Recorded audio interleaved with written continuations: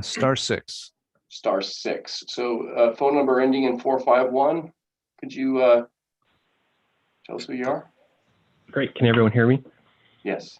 Yes. Great. This is David Huff, City of Turlock. I'm just here for item 9D. Thanks, David. Might be 10D. For City of Turlock, permit renewal. Just Yep. here if there's any questions. Currently on the uncontested calendar. Yep, that sounds correct. And I've got you and Paul Bedore both on for that, just in case. Just in case. So thank you. Good luck.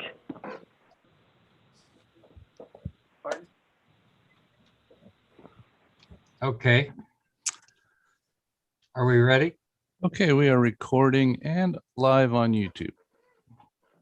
Very good. Today is Thursday, the 18th of February. Good morning, everybody.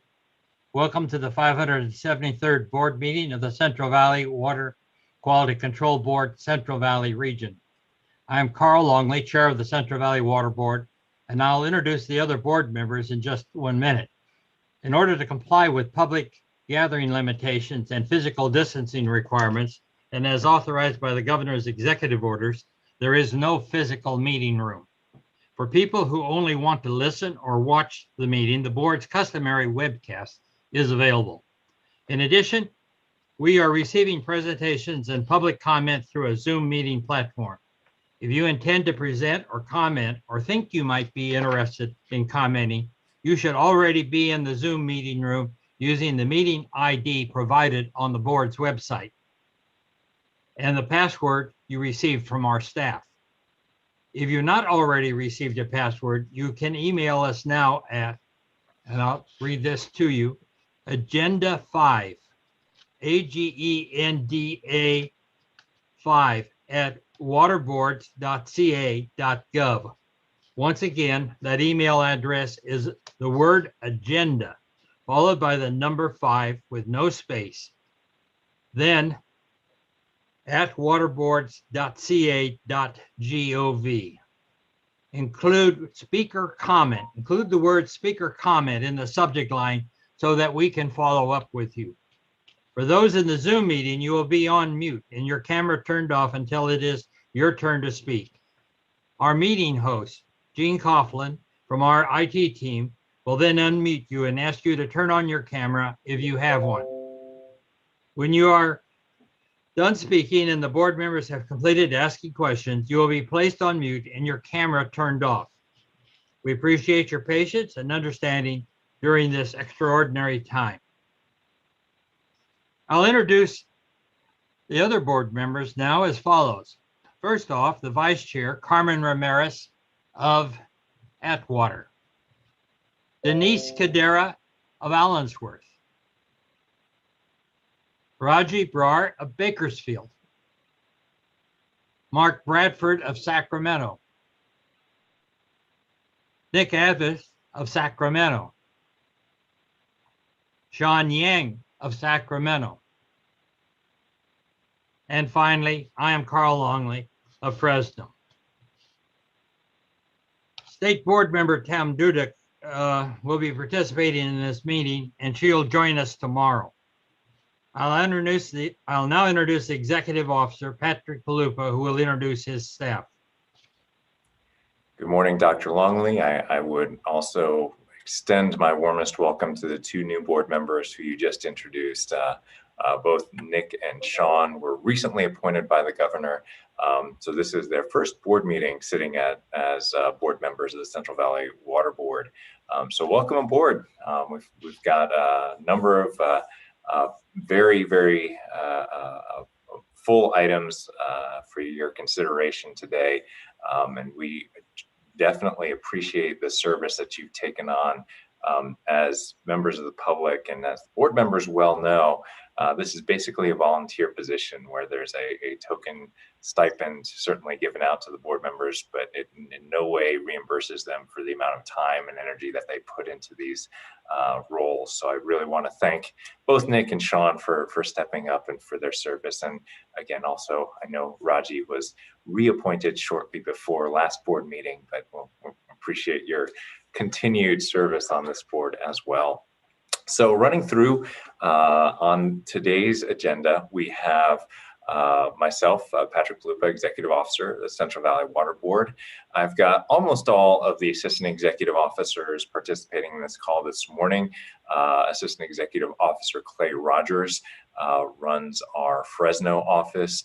Assistant Executive Officers JJ Baum and Adam Lapitz are here in the Rancho Cordova office, and one of the few days that we are actually in the office, so most of us work from home most of the time. And Clint Snyder will be joining us a little bit later on this morning. He runs our Reading office, and this morning he is participating on a joint forest task force, the governor's forest task force. So vital function, obviously even more importance given this past fire season. So I figured it'd be good to have his voice in that conversation this morning, but he will be joining us in just a little bit. Also on the call today is Senior Attorney Jessica Yar and attorneys Bailey Toft-Dupuis and David Lancaster, all three of whom are from the Office of Chief Counsel and represent the Central Valley Water Board. And then we have a variety of staff on the call as well, but of particular note, I'd like to introduce Mindy Maxwell, who is gamely sitting in the boardroom today. She is the new executive assistant that we have recently hired on. She has come aboard just about the same time as Sean and Nick, so we'll be doing this thing together. We are very grateful for Mindy to come aboard with this organization. She's previously served in this capacity for a number of different other agencies and other entities. So really a lot of great experience that she brings to the table, and we've been really enthusiastic about her working through all of the issues that come with managing a board meeting. She will continue to be helped for this board meeting with Janelle Brown, who has so ably pitched in along with Christine Croyle and Kelly Garver in particular to kind of bridge the gap while we got Mindy hired up. So with that, we also have a number of senior managers and staff on the call today, but welcome everybody. And with that, I will turn it back to you, Dr. Longley. Thank you very much. Raji, could you please lead? In the flag salute, yes. Salute, pledge. I pledge allegiance to the flag of the United States of America and to the republic for which it stands, one nation, under God, indivisible, with liberty and justice for all. Thank you very much. We'll now go to agenda item number 2, board member communications. Do any board members have any communications, meetings they have attended and so forth? And I might add, I will give my communications tomorrow during the Friday meeting. I'll do the same, Dr. Long. Are there any other board member communications today? I don't have any this time. So hearing none, we'll wait for for tomorrow. Longley? Yes. If I may, I'm sorry. So I was invited to the Northern California Water Association meeting with Patrick related to announcing some strategic planning efforts of the board. I think that's great. And that's your old stomping ground. So that's wonderful. You have knowledge of their issues up there, and I think it's great you'll be able to attend that meeting. Any further communications by board members? Dr. Longley, I'll present mine tomorrow as well. Thank you very much. We'll move to agenda item 3, which is the State Water Board liaison update. This item has been moved to Friday, and we'll hear it after agenda item 15 tomorrow. Moving to agenda item 4, the public forum. Janelle, do we have any one who has submitted an email requesting to speak on any topic which is not on the board's agenda today? Not today, Dr. Longley. Okay. We'll return to that tomorrow if anyone from the public who wishes to speak to us. We'll move next to the agenda item 5, the Executive Officer's Report. The Executive Officer's Report describes the many projects that the board is currently involved with. It involves case closures, enforcement actions, as well as planning and personnel matters. The Executive Officer is available to answer any questions that you may have of the matters discussed in the report. Board members, are there any questions? I hear none. I would like to say that given the issues that we've had with social distancing, difficulties in traveling, and such, I'm truly amazed at the progress that this board staff continue to make in fulfilling the board's mission. We'll have an opportunity tomorrow to discuss this further if necessary. Yeah, certainly, Dr. Longley. I'll also add that tomorrow I'll fill you in on a little bit more that we're doing with respect to strategic planning, which is actually moving along after a brief pause due to the new social distancing rules that we experienced, about a year ago.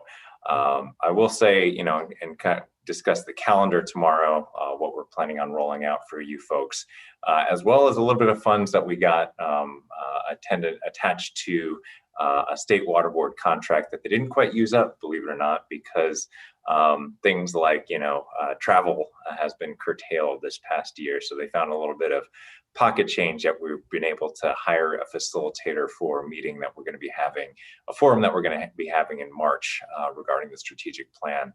I will say for everybody who is viewing this as a member of the public, the board is still soliciting input on its strategic planning effort. Over the past month and a half, I've never hesitated to kind of put that plug out there. Go to the board's website at just Google Central Valley Water Board. Right up on that front page, you'll see under the announcements a link to our strategic planning survey, which is a Survey Monkey tool that you can provide input. Any member of the public, any member of the staff, just about everybody except for the board members themselves, who will be kind of discussing these in detail, can provide input on what they want to see out of the Central Valley Water Board for the next 5 to 7 years. So a lot of information that we've been absorbing and digesting. That survey is open through the 22nd. I'll be discussing in a little bit more detail our plan, our timeline, our use of those state board resources over the next month or so, and then what we're staging before the board in April and then June, and then hopefully bringing to a conclusion in August. I also have a few Superior Accomplishment Awards. I think every single one of the awards that we will be giving out today really reflects folks who stepped up in a major way during the pandemic and really have been exemplary in terms of achieving their performance goals despite all the challenging circumstances that we have in the world today. So without further ado, I will begin with several Superior Accomplishment Awards. The first award is for the CV Salts Implementation Group. This group consists of Walt Plachta, Cindy Ah Yang, True Kang, Jenny Fuller, and Eric Warren.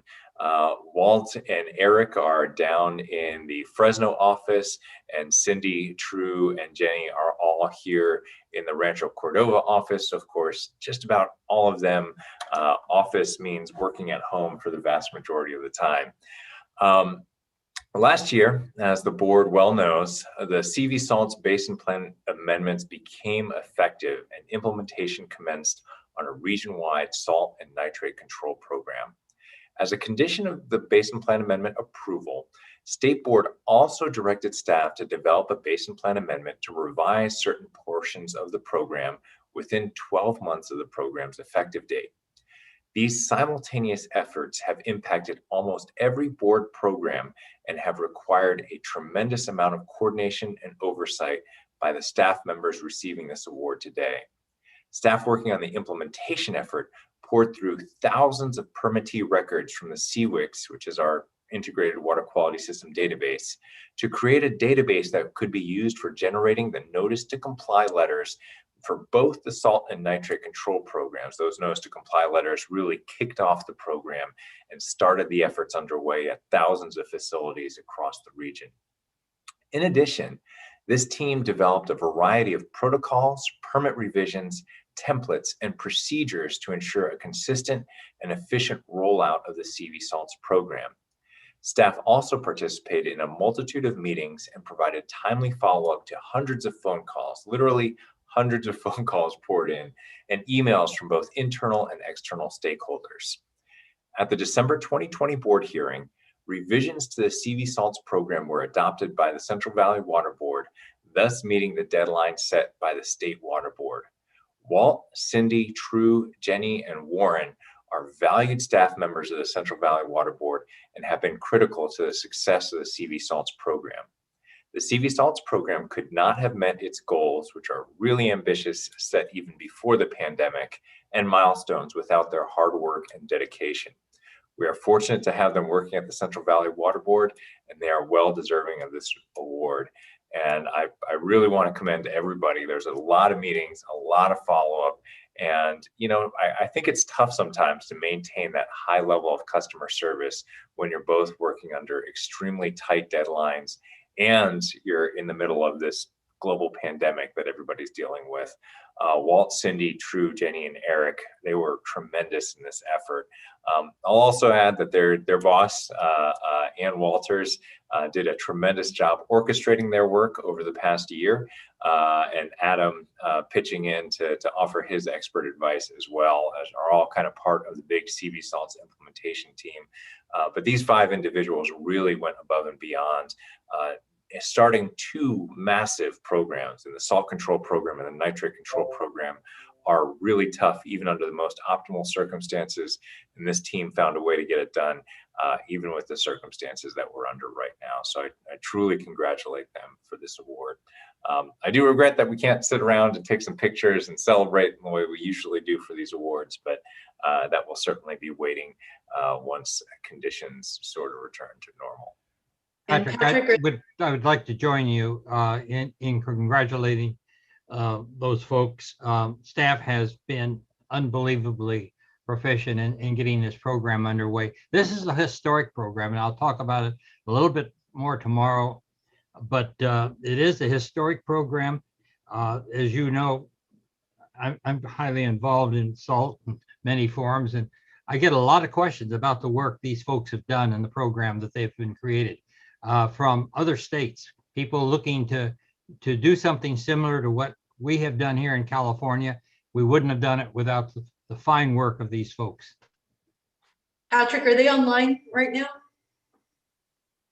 Few of them are. I think they'll be listening on the YouTube channel, I think is where most of them are right now.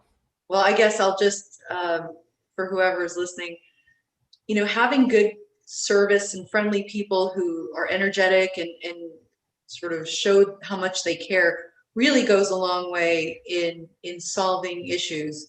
So, I know that there's a lot of technical work involved, but the personal touches just carry us so far. And I appreciate that. Whenever I get questions about the board, it makes me feel really comfortable knowing that when I refer them to people on staff at Region 5, they're always going to be helpful and friendly. So, it's not always in the job description, but we're really glad that we have you guys on board. So thank you and congratulations. Fantastic. I have 3 more individual awards in addition to the group award to hand out.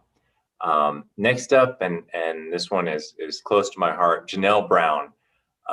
This Superior Accomplishment Award is awarded to Janelle Brown, whose tireless dedication in so many areas has helped the Central Valley Water Board maintain excellence in board meeting preparation, the production of multiple virtual board meetings in 2020, the production of the Executive Officers Report, which we just mentioned, compliance with ADA specifications for applicable documents, and her coordination of many lab sampling events for the Rancho Cordova office. The truth is that Janelle can receive the SSA based on her incredible work ethic and high capacity to achieve alone. But Janelle excels at so much more.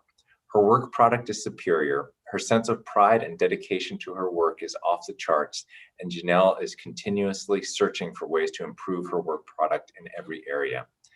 And this is written by her supervisor. I believe I can speak for Kelly Garver, Patrick Palupa, and the entire executive management group when I state that Janelle has been an incredibly valuable asset for the Central Valley Water Board during this challenging year of 2020, and by all means you can.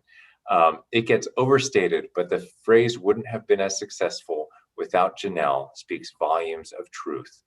The virtual board meeting success would also be less so without Janelle's valuable contributions in this area. Additionally, the value Janelle has brought to being a guru of ADA, that's American Disability Act compliance, has been enormously beneficial to the Region 5's Rancho Cordova office. She has trained multiple staff on how to make their documents ADA compliant. Also, Janelle's incredible lab background has enabled her to continue to be an asset for the Central Valley Water Board's program areas who use this lab contract to test on a routine basis. Moreover, much of Janelle's work over the past year has meant doing new tasks and stepping into to help Region 5 function smoothly. Without Janelle's ability to do this, Region 5 would not have enjoyed the same success.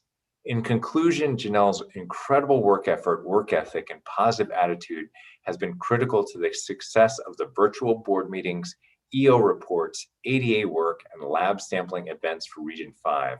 We are very fortunate to have Janelle working at the Central Valley Water Board, and she is well deserving of this award. For me, it's incredible because I enjoy working with Janelle so much. She's got a high level of professionalism. And, you know, as this award brings up, I sometimes even forget that she also manages the lab that we have here in this office. It's an incredible amount of work that she does. And the fact that she consistently delivers such a high value, high product, along with her concierge services to the board members, truly exceptional. And I really want to extend my thanks to her and congratulations for this award. Thank you so much. And certainly, Janelle, working with you during the past year, you've been invaluable, and I greatly appreciate what you have done for the staff and the board members in making the board function during this very difficult time. Thank you again. Yeah, and Thank you, I would Dr. just, Longley. yeah, I would just add that the work is seamless for us with her being there to fill that gap at an extraordinary time. A fabulous job, and to all the staff for the wonderful work that you do. Congratulations. Yeah, Denise, thank you so much. All right, next up is Mike Nielsen from the Reading office. Mike Nielsen is a water resource control engineer working in the NPDES unit of the Central Valley Water Board's Reading office. Mike manages a complex and demanding caseload of wastewater treatment plants. The Central Valley Water Board is happy to select Mike for the Superior Accomplishment Award for his excellent work. Specifically, his efforts in resolving a long-standing enforcement case, overseeing multiple wastewater treatment plant project upgrades, and his contribution to high-level programmatic work. Mike spent more than a year working with a small city through settlement negotiations to resolve permit violations, including a substantial $2 million plus or 2 million gallon plus sewage spill from their collection system, as well as numerous effluent limitations subject to mandatory minimum penalties. The result of Mike's effort was a settlement package with a total liability exceeding $1 million, with some money going to repairs of the city's collection system, some to upgrades of the wastewater treatment plant, and some to the State Water Board's pollution cleanup and abatement account. The issue was settled in October of 2020. Additionally, Mike is doing a tremendous job ushering along several wastewater treatment plant project upgrades. One particular example is a small city that unexpectedly faced a significant construction funding shortfall in 2020. But thanks to Mike's persistence, quick action, and good working relationship with the city and the State Board Division of Financial Assistance, the city was able to receive an additional $2 million in grant funding and a reduction in the interest rate on their loan to 0%. The city should now be on track to begin construction in 2021.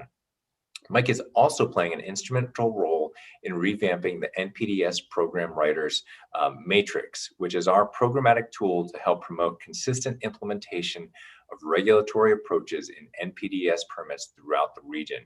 For these reasons and so much more, we're happy to provide Mike with this well-earned recognition.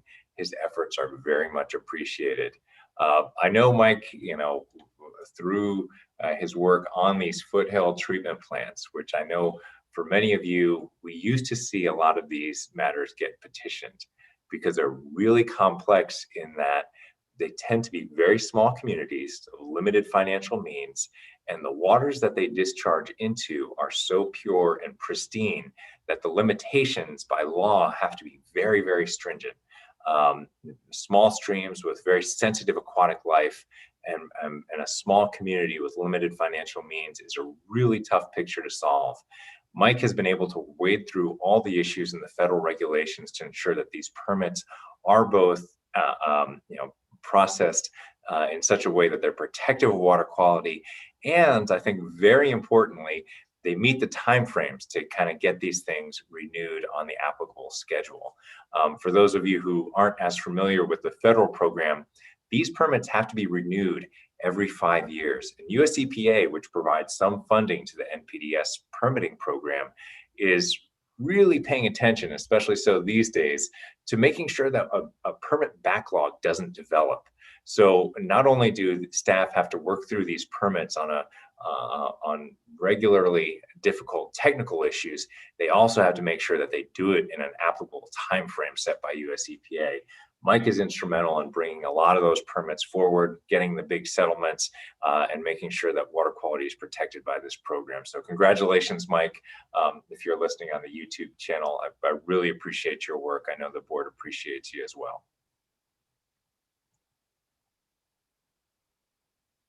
Right. And the final award goes to Carlos Cervantes in the Fresno office. Carlos is an engineering geologist and has worked in the Title 27 unit, which is the landfill unit, for 1.5 years. He began working full-time in about August 2015. He has been working very hard and has been hands-on and eager to learn about all the construction requirements for the Title 27 facilities. He recently reviewed the closure design plans for a landfill. He also finished reviewing the design and geologic reports for a different landfill and discovered a potential release after excessive data review and has reviewed their alternative demonstration report. He assisted with the review of a 2,000-page construction quality assurance report, which includes slope failure at the site from last summer, all while learning the applicable regulations on his job. He has a great attitude, is easy to work with, and is eager to learn and help out on other staff's projects. He has been a great help to the unit when it comes to filling in for staff to conduct site inspections. Carlos has also helped with some of his former positions in industrial stormwater activities until that vacancy can be filled. Carlos is a team player and very worthy of this award. Congratulations, Carlos. I'll add, just from my perspective, and I know I've reported to the board, we've gone through several hiring freezes over the course of this pandemic, and that has meant that there's been some holes that have been tough to fill, particularly in the Fresno office. Sometimes the hiring lags in Fresno mean it's a little bit more energy intensive to bring somebody aboard. And so the vacancies sit for a little while longer. Part of that is because we want to make sure that our position advertisements go out to a diverse pool of candidates and that we have a really robust process for bringing new folks aboard. But Carlos was able to kind of both pitch in for his old position and help out with the stormwater program where there was a vacancy there. And he was also in the Title 27 position, which statewide or region-wide was pretty low on positions. So you had to kind of double down with your work. And in addition, a key manager was also retired during the course of the hiring freeze. So the fact that Carlos was able to accomplish all of this despite those challenges and while doing extra work, I mean, it's truly exceptional. It's emblematic of a lot of the work that our staff do. I really want to extend my congratulations to Carlos for his work in that program area. And I certainly join you in those congratulations, Patrick, to Carlos, and to the rest of the recipients today. It's always inspiring to just learn what the depth and width of the efforts of folks that are working for the regional board. We truly have an exceptional staff that is fulfilling the commitments of this board. Yes, Dr. Lunkley. I'd just like to comment with, again, with the past year and of the pandemic and all of the changes and the fact that the staff, even before this pandemic, works together as a team and steps up and takes on the added tasks. It's just commendable to the staff, the whole organization, for the work that they do and continue to look at how to make things better. And all the efforts that they put into it is exemplary of those things. So commendable to all of the staff. I appreciate those kind words, Denise. I know staff do appreciate it when they hear from the board members. It's tough out there. I'd like to back up for a second here. You mentioned the strategic planning survey that went out. Yeah. I just wanted to commend the committee for putting that together. I almost filled it out. I'm glad you noticed that. But it's really comprehensive, and I like the fact that people can add comments on a whole variety of subjects. So it'll probably be a little bit of a challenge to download and interpret all that information, but I'm looking forward to that. You bet. I think we have close to 500 responses now. So we've been hearing from stakeholders across the spectrum, internal, external. But I'll give you a little bit more of an update. I'll pull the most recent numbers, but absolutely, we're looking forward to hearing from folks. As Mark stated, that will be a challenge, but it'll be a very interesting one. Absolutely. And I know, Carl, you love strategic planning, so you're yes, it just turned me on. I read late into the night to just get through it all. Any further comments by board members?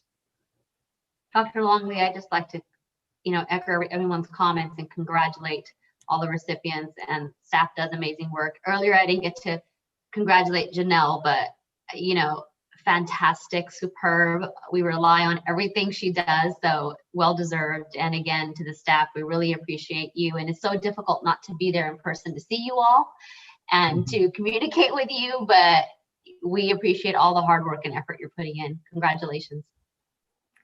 Thank you. Any further comments by board members? Yeah, sure. This is Mr. Yang. I also want to congratulate the recipients of their wonderful award. And I think that their works has helped out the community. And I think that's really important. So I just want to congratulate them for what they did, but really the community benefits from the great work that they did. So congratulations and thank you. Thank you, Sean. You're right. That's what it's all about. Any further comments by board members? Hearing none, then we will. Well, one more significant item for the EO report, and we're kind of shoehorning it in. It's certainly linked with the matter that we'll be talking about later on this morning. And it has to do with a series of awards, and this is given out on behalf of the board. So Carl, your signature is affixed to this, the board signature is affixed to this. It's a commendation for all the members of the food safety expert panel whose work is concluding here today. For those of you who aren't aware of the panel's work, the people in the audience listening in, this is a group of experts essentially recruited from a variety of different agencies, from the private sector, from universities, to really take a hard look at one of the most controversial practices that this board has encountered in the past decade or so. And that's the use of oil field produced water to irrigate food crops in certain areas of Kern County. I'll turn to Clay to kind of talk about the specifics of this award. But I will say, kind of on a personal note, I remember making many of the phone calls on behalf of the board to talk to these members, to several of these members who are receiving the award here today. And the willingness with which they picked up the phone and said, yes, by all means, I will wade into the midst of this highly controversial topic and offer my professional advice. And in many cases, to kind of suffer the abuse of folks who viewed this matter in a very controversial light on all sides, I think really speaks very highly to this panel, to the individual panel's commitment to water quality, human health, and the environment. And so I really want to put that in there. Being on one end of the call, nervous about making these calls to people saying, hey, we want you to step in to take a hard look at this. No, we're not going to be paying you big bonuses to do this. It's just kind of a side project that we really, really need to understand much, much better than we currently do. And then the willingness of these panel members, some of which I spoke to personally, to say, yes, absolutely, I'm there, is really a testament to the professionalism of everybody on this panel. With that, I'll turn it over to to Clay to get a little bit more into the details. So next up, Well, to you, Clay. before we go there, we can do that during when we move on to that item. Why don't we conclude your report and move on to agenda item 6 at this point? The awards are given out as part of the EO report. You're talking about the awards they're getting. I'm the sorry. Awards, yes. Go ahead. Thanks, Dr. Longley and Patrick. I'm Clay Rogers. I'm your Assistant Executive Officer in Fresno. So the first thing I'm going to do is I'm going to name the members of the panel. The first one, and I'll do it alphabetically. The first one is Dr. Stephen Beam, who's the Chief of the Milk and Dairy Food Safety Branch at the California Department of Food and Agriculture. The second one is Dr. Andrew Gordis, who's a toxicologist for the California Department of Fish and Wildlife. Andy just retired the end of December, but graciously has agreed to stay on till the end. The next one is Mark Jones, who's a toxicologist for the Army Corps of Engineers. And when he started this, he took a job with the Army Corps of Engineers while this project was underway. He was a consulting toxicologist who had done work on food safety and the issues, looked at some of the fruits that are grown with produced water. And fortunately, the Army Corps of Engineers was gracious enough to allow him some time to continue in this effort. We appreciate that very much. The next one is Patrick Kennelly, who represented the California Department of Food and Health prior to his retirement a couple of years ago. But we still want to represent Pat. He had important aspects to present and information to provide and consider during his time on the panel. The next one is Dr. Kenneth Klock, who is a toxicologist with the Office of Environmental Health Hazard and Assessment. And Ken's been very instrumental in his knowledge of toxicology, knowledge of how individual chemicals are treated, because as we'll talk about during the item, there are a lot of chemicals in potentially in oil field waters. And so his contribution was great to have. The next is Dr. Gabrielle Ludwig, who is the Director of Sustainability and Environmental Affairs for the Almond Board. And Gabrielle brought very important aspects of, the industry.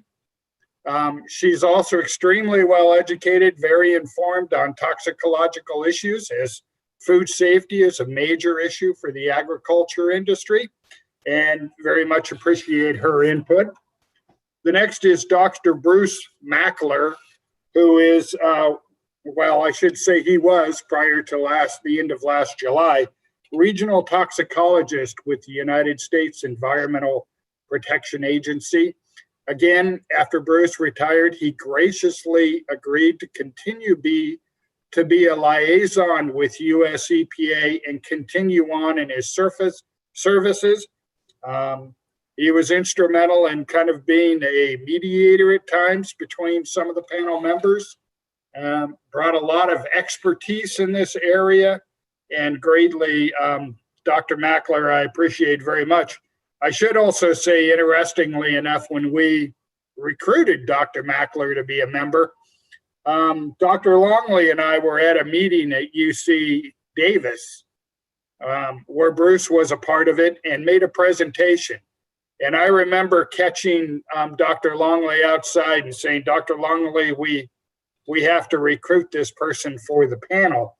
And then approaching Bruce out in the yard and asking him and telling him about what we were trying to do. And he graciously was on board from the very beginning, excited to be a part of it. Can't thank him enough. The next is Dr. Dave Mazzara, who's the chief of the Food and Drug and Cannabis Safety branch at the California Department of Food and Health. Dr. Mazzara took over from Pat Kennelly after Pat retired a few years ago. I must say, I was excited when Dave became a part of this, because I had the pleasure of working with Dave on a prior food safety issue having to deal with dairy manure and application on crops. And Dave was an instrumental part of that panel, and certainly has been an instrumental part of this panel, and want to thank Dave.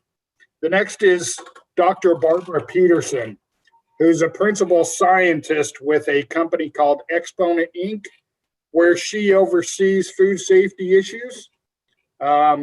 Including in the past, she's been involved with the World Health Organization in food safety issues, came highly recommended to us, and was a critical part of this program. The next is Dr. Seth Shankov, who is the executive director of PSE Healthy Energy in Berkeley. He's also an adjunct professor at UC Berkeley. Seth was an excellent addition to the board. We tried very hard to assemble a board that were not all like thinkers. We wanted a group of different backgrounds, different opinions, and Seth brought that to us. With that, I just want to say a few overall words about the panel, and what an honor it has been for me to work with this group of the consummate professionals that they treated everybody with respect. They listened to everybody, even if they had opposing opinions and thoughts about the subject. They worked together through a very complex issue. They donated vast amounts of their time. We had 14 public meetings where they interacted with the public. They interacted with our staff. They had to deal with a geologist like myself, as kind of the primary representative for the board. And I can't thank them enough for all of their time and effort and hard work through this entire thing. It lasted longer than we anticipated. They stuck it out. And today isn't quite the very end of it, because as we'll find out later today, what we're discussing is a draft report. We will be addressing comments that come in during the board meeting and come in writing after the board meeting. And we are going to ask the panel for one last effort to help us consider those comments and whether additional improvements can and should be made to the white paper beyond the draft that will be presented a little bit later. Last but not least, I have one resolution left. It's for a former panel member who became our scientific advisor, and that's Dr. William Stringfellow, who's with Lawrence Berkeley National Labs. He's professor emeritus from Oh, University Pacific. yes, thank you. I was going to go that university in Stockton. Thanks, Carl. I had a little brain freeze at the University of Pacific. And let me say that it's been one of the honors of my life to work with Dr. Stringfellow. He is the consummate professional beyond what I even knew. He came highly recommended to us. I knew of his resume. I knew of his abilities, but he has helped my staff and myself through this issue, has made incredible additions to work through this issue. And I can't thank Will enough for all the effort that he has put in. It's true that he got paid for a fair amount of the time that he worked with us, but I have to commend Will because the contract ran out. And through issues at state, it could not be extended. And Will has graciously donated his time, his energy to get this over the finish line. And without his input, it would have been a much more difficult task, and perhaps a task that we might not have even been able to make it over the hurdle. And much of the success of this panel, the success of regional board staff, is due to the inputs of Dr. Stringfellow. And I just, with all my heart, I want to thank him very much for all of his hard work and effort, and all of the panel members in this. Thank you.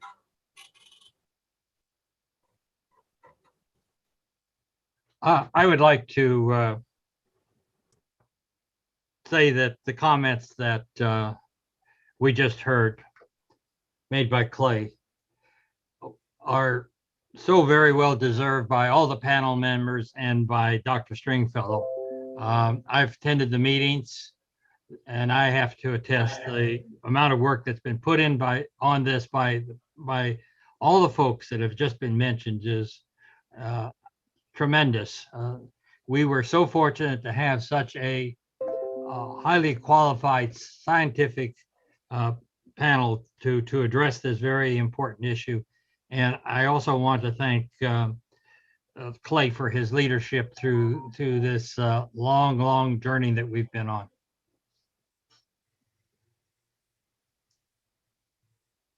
And I guess I could say it later, but since we're doing an award, I know what it's like to dedicate your time when you have a full-time job and you're dedicating time to something that's important, even if it's not necessarily paid. So just, for the good of the state. So I appreciate the time that you've given. I appreciate the work that's gone into figuring out tough issues. And I know that we're going to hear about the results of your work later, but I think the varied strengths and points of view that came into it add the kind of credibility to this panel and to the report that just gives us confidence. So thank you for working together on hard issues, on emerging issues.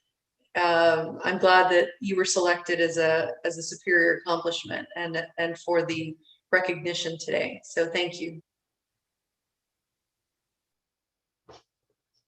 And I think for this one, we will be asking for a commendation by the board. So we will be asking for a vote on these awards.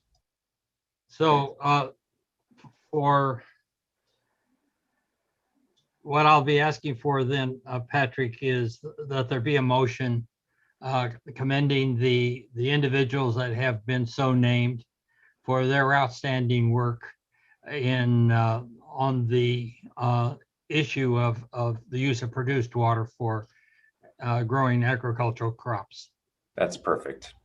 Do I have a motion? I'll make that motion, Dr. Longley. Thank you, Denise. Do I have a second? This is Carmen. I'll second. Denise made the motion. Carmen seconded. Call the roll, please. Dr. Longley, before we call the roll, can I make a brief comment? Certainly. Go ahead. Yeah. I am very proud of what the Food Safety Committee has done in this report. I started out being on that panel early on. I remember the controversy, and gosh, it was back in 2014, 2015, but to get to this point is really commendable. The money that was spent to hear and address the concerns of the residents and people that really voiced concerns about it has been a tremendous, made a tremendous difference. And to get to the conclusion of where we are today, it shows a lot of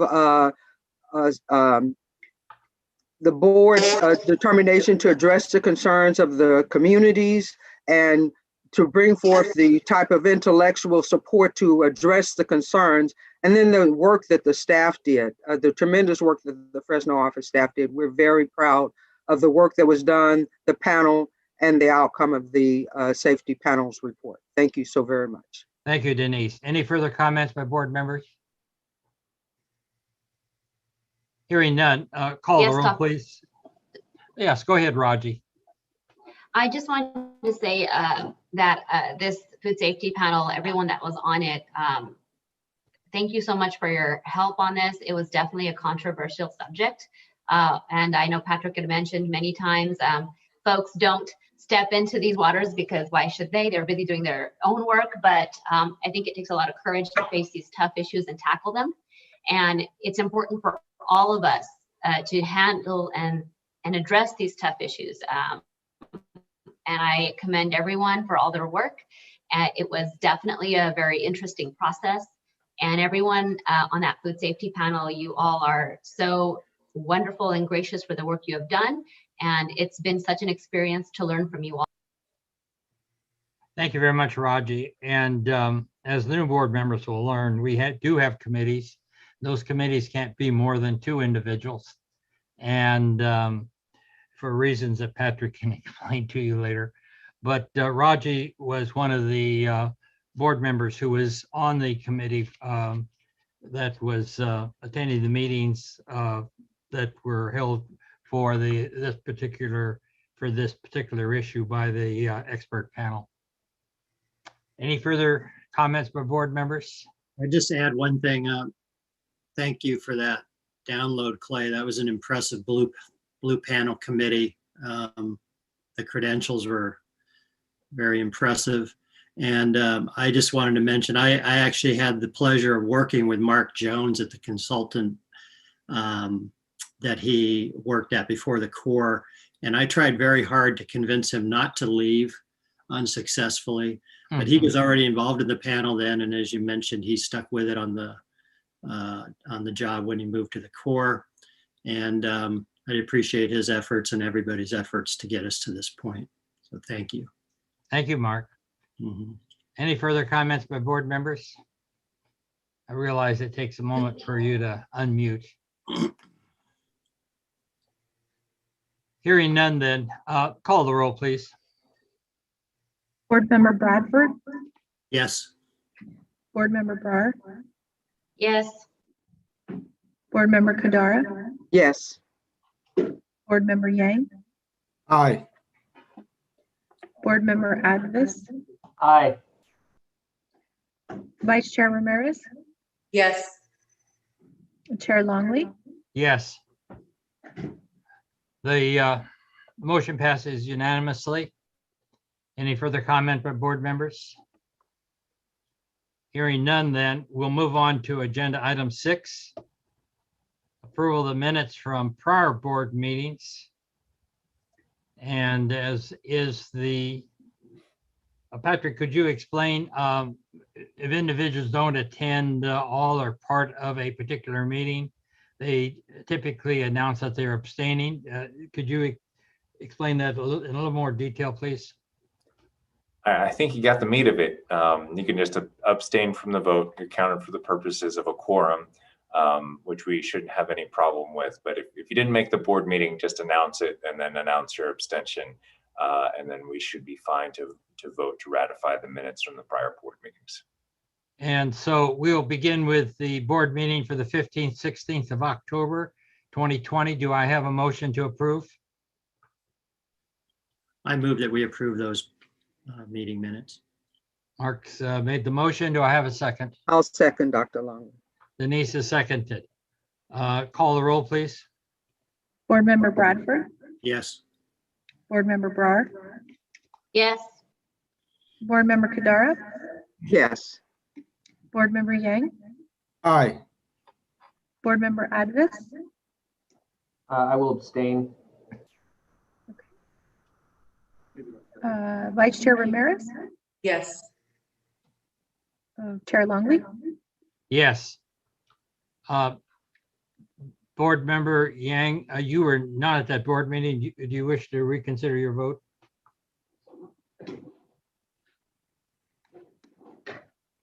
Abstain.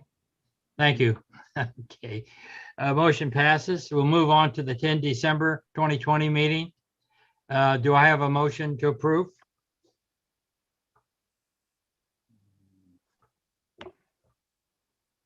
Yes, Dr. Longley, I'll make the motion to approve.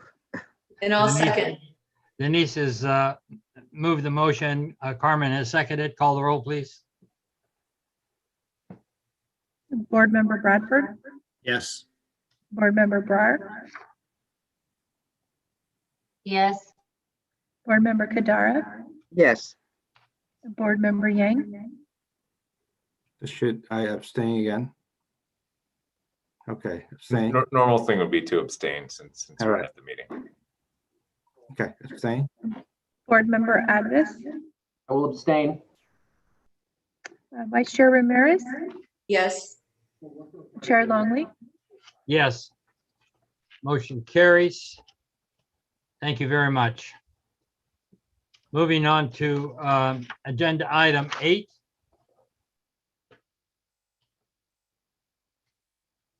The California Department of Corrections and Rehabilitation's Mule Creek State Prison Facility, Amador County. This is the time and place for a public hearing to consider a settlement agreement and stipulation for entry of an administrative civil liability order for the California Department of Corrections and Rehabilitation Mule Creek State Prison Facility in Amador County. Carl, Yes. if I could, we can work through the uncontested calendar prior to that one. I know there's a number of folks who are here looking for the board to Okay, approve I'll that. go back to that. Flip 2 pages, sorry. We'll go to agenda item 7. Thank you, Patrick. The uncontested calendar. This is a time and place for a public hearing to consider uncontested items 10 through 13. Janelle, has anyone submitted an email requesting to comment on any of the uncontested items?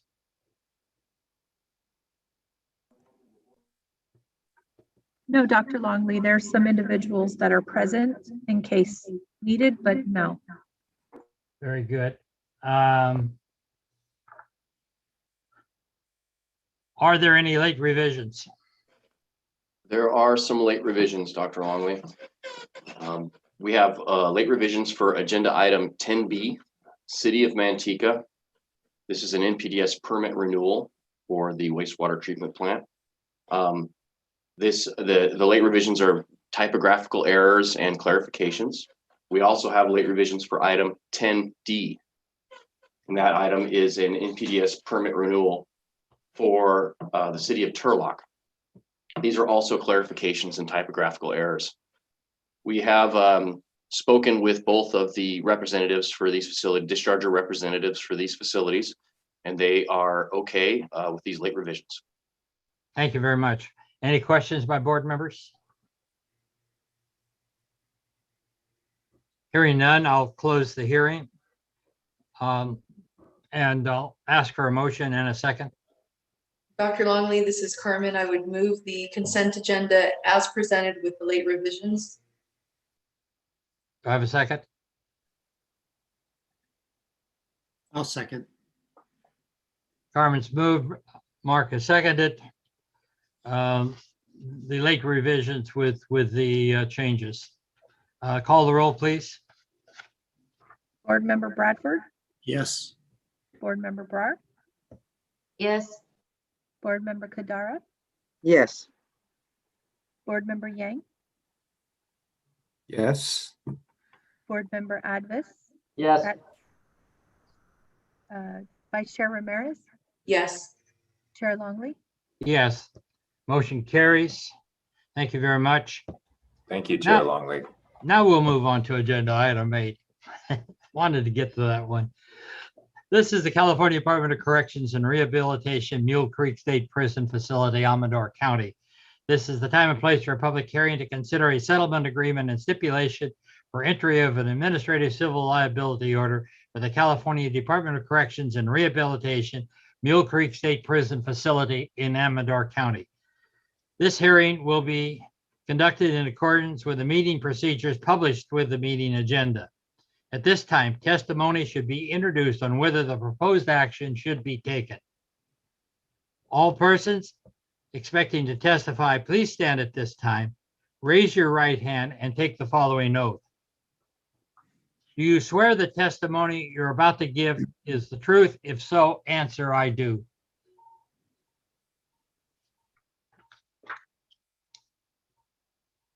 Okay.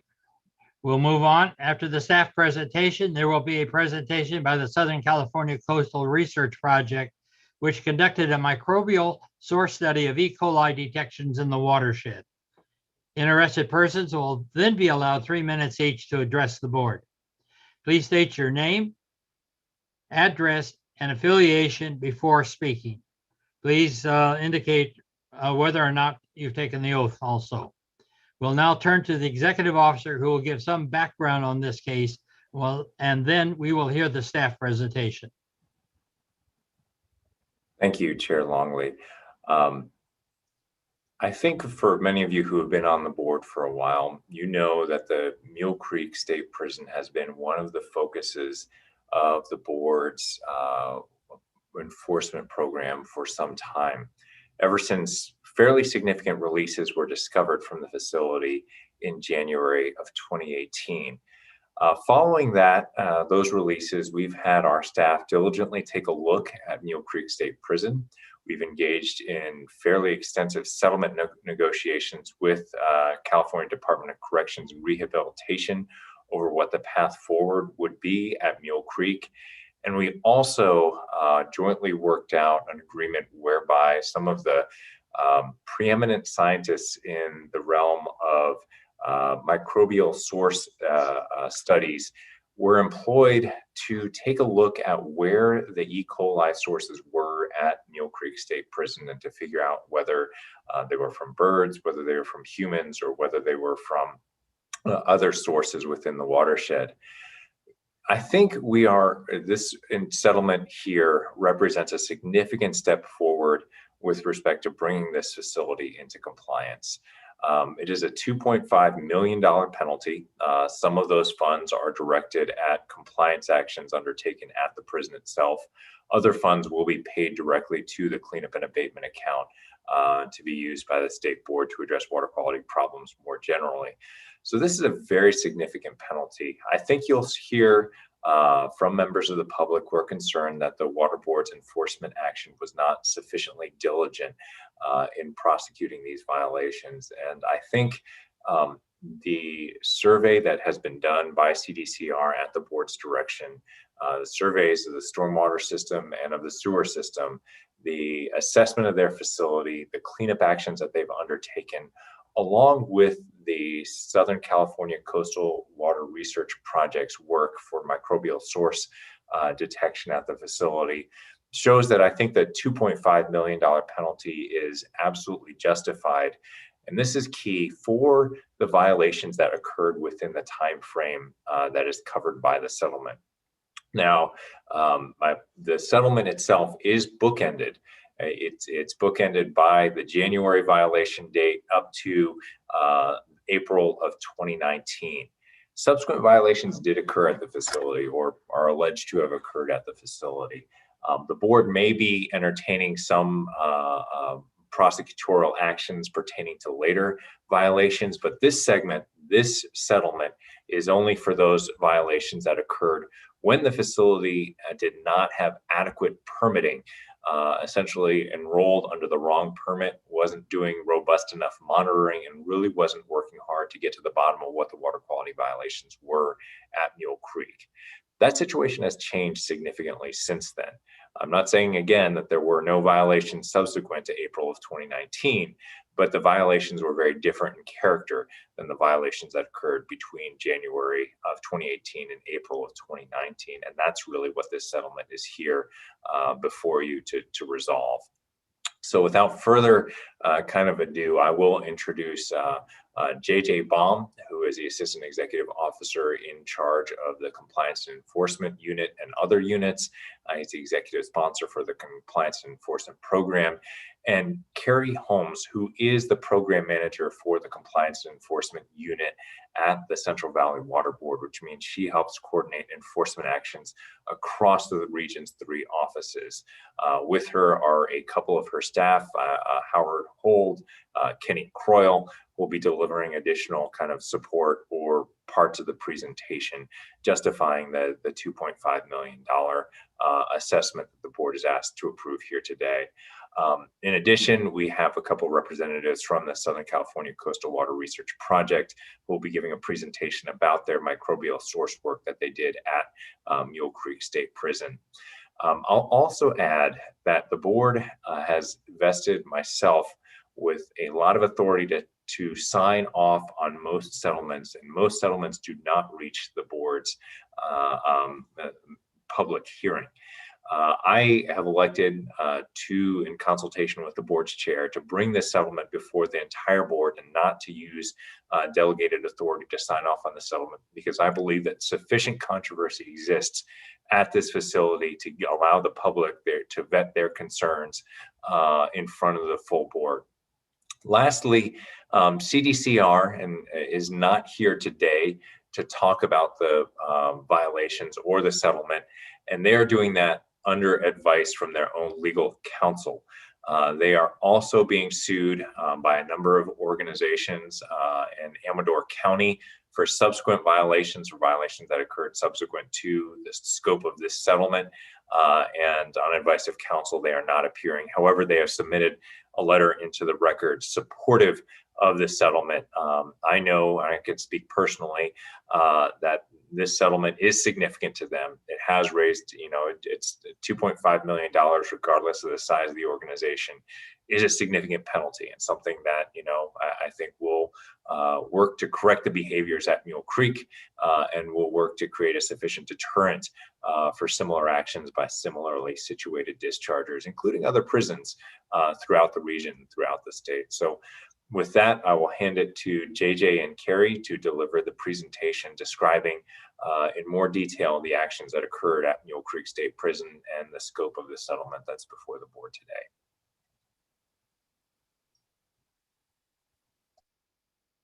Thank you, Patrick. Thank you, Chair Longley and members of the board. We have a presentation coming forward with giving you the history of the site, and then also the background of this specific order, and then followed by the E. coli study given by Dr. Amy Zimmerfaust. So, Carrie, are you there?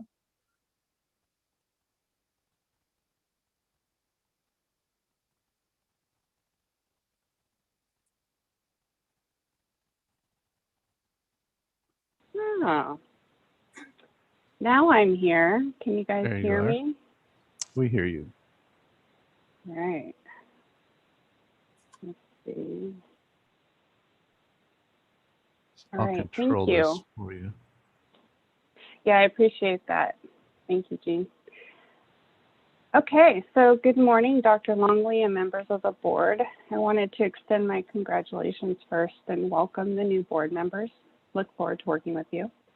My name is Carrie Holmes, and I am the program manager of the Compliance and Enforcement section for Region 5 and supervising engineer working out of the Rancho Cordova office, and I have taken the oath.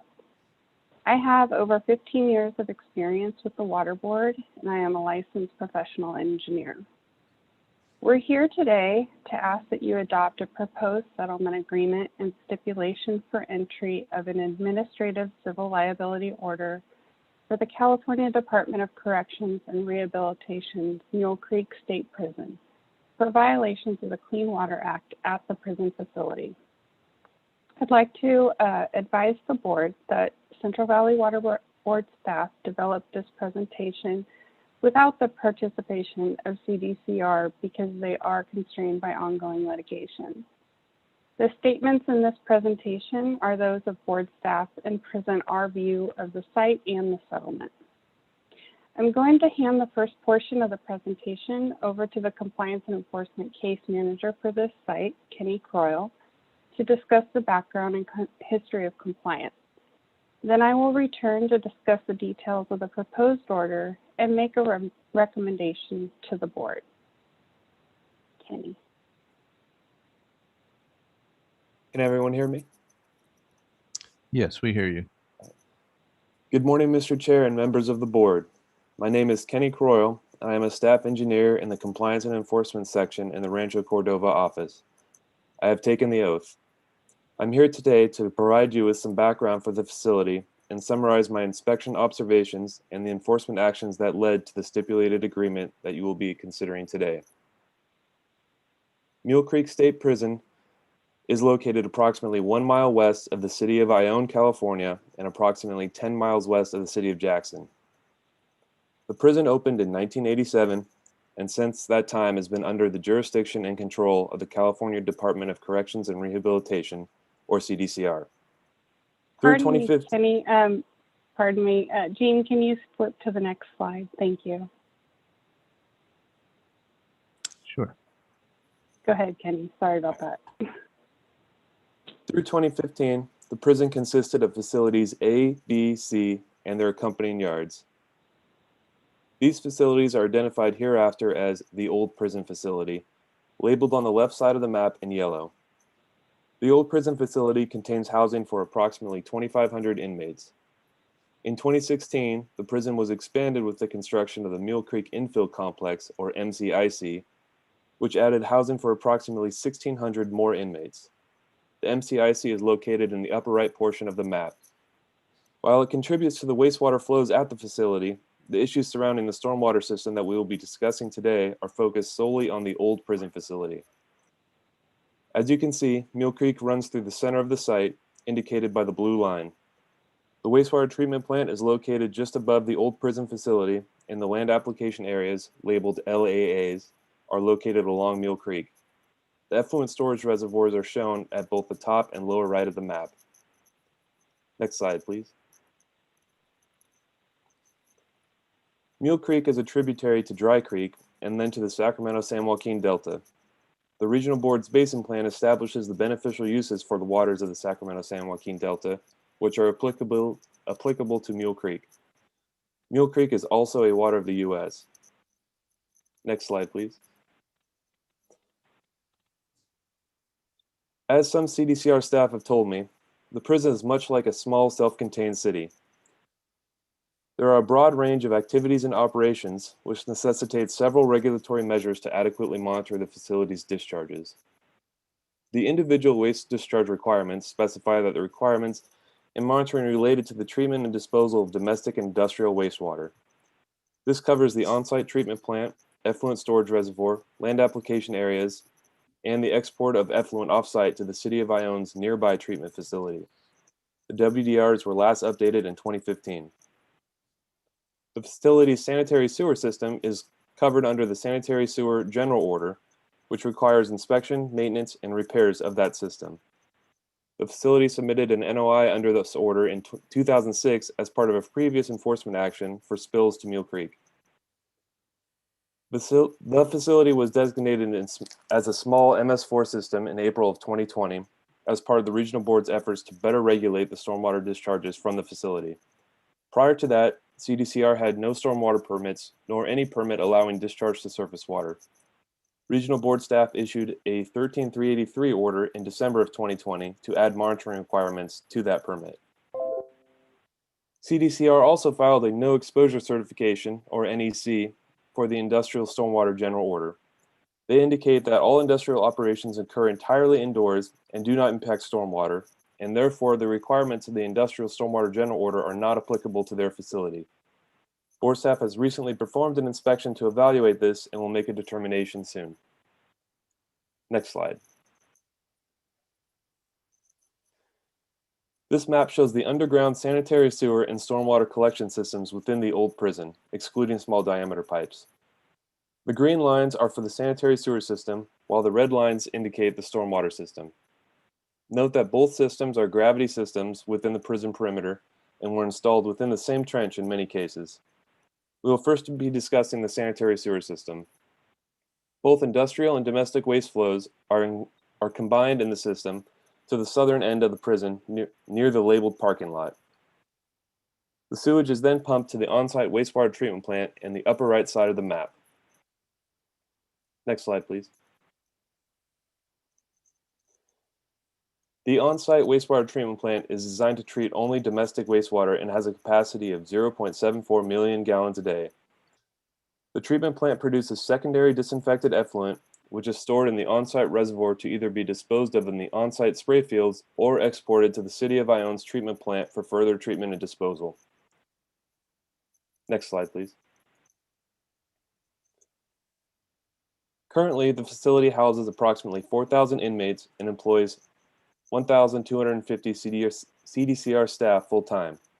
In addition, the facility receives an unknown amount of domestic wastewater flows from the CAL FIRE Training Academy located on the other side of Mill Creek. The old prison facility also generates an unknown volume of industrial wastewater from the several industrial operations. These operations include a coffee roaster, a meat processor and smokehouse, textile manufacturing operation, and a large-scale laundry operation that serves several other prisons across the state. While the volume of industrial wastewater is unknown and not measured, we can qualitatively estimate it based on the flows at similar-sized facilities. For comparison, the nearby city of Jackson serves a population of approximately 4,600 people and has a max dry weather flow of 0.43 million gallons a day. Mule Creek State Prison has a similar-sized population with a max dry weather flow of 0.76 million gallons a day, nearly twice that of Jackson. Therefore, we can assume the industrial wastewater flows make up a significant portion of the wastewater stream entering the site treatment plant. Next slide, please. Now we will discuss the stormwater system, which again is indicated by the red lines. This is a gravity system that collects all stormwater within the prison perimeter, as well as the loading docks, and conveys it to the perimeter system that encircles the prison. We will take a closer look at the perimeter system in a minute. From the perimeter system, stormwater collects in two basins and then is discharged to Mule Creek via earthen dishes. The discharge points are indicated by the red circles. For reference, the square sample points are indicated by the white circles. Next slide, please. Other activities of interest related to stormwater include vocational welding shops, machine shops, carpentry shops, loading docks and warehouses associated with the industrial operations mentioned, vehicle maintenance garages, and hazardous material storage, including cleansers, solvents, and fuels. CDCR has reported poor housekeeping and washdown practices can occur. Board staff spoke with workers at the industrial operations who described rinsing of dumpsters, drums, and totes out into storm drains. CDCR has issued several notices to their staff and the prisoners who work the industrial operations to address this, but it is unclear how effective this has been. Next slide, please.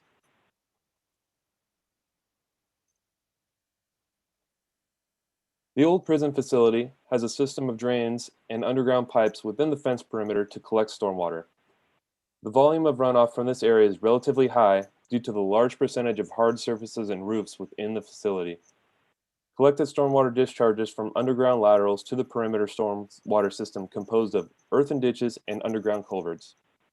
The perimeter system is highlighted in yellow on the map, and a typical section is shown in the top left picture. This perimeter system completely surrounds the facility just outside the lethal electric fence. The perimeter system drains into two collection basins, the larger of which is shown in the center picture. Discharge from these basins is controlled by manual slide gates. The basins each discharge to earthen ditches that lead to Mule Creek at two discharge points indicated on the map. The bottom left picture shows the earthen ditches just downstream of the main basin. Next slide, please.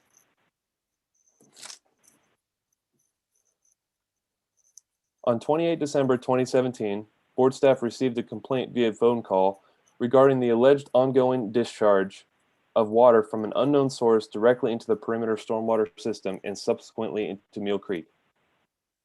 The complainant was a third-party construction contractor who was completing a project to upgrade the perimeter stormwater ditch to an underground culvert and vault system. The complainant observed discharges of varied flow and quality occurring consistently since they began work in August 2017. It is unknown how long these discharges were occurring prior to this complaint. The complainant provided the regional board with photos and videos of the discharge spanning several months. The photo here was included in these documents. The discharge varied between clear and jet black, sometimes with solid, and sometimes steaming hot. The discharges occurred during both wet and dry season, regardless of recent precipitation or irrigation. Based on the complaint and supporting documents, board staff believe the source to be non-stormwater. Next slide, please.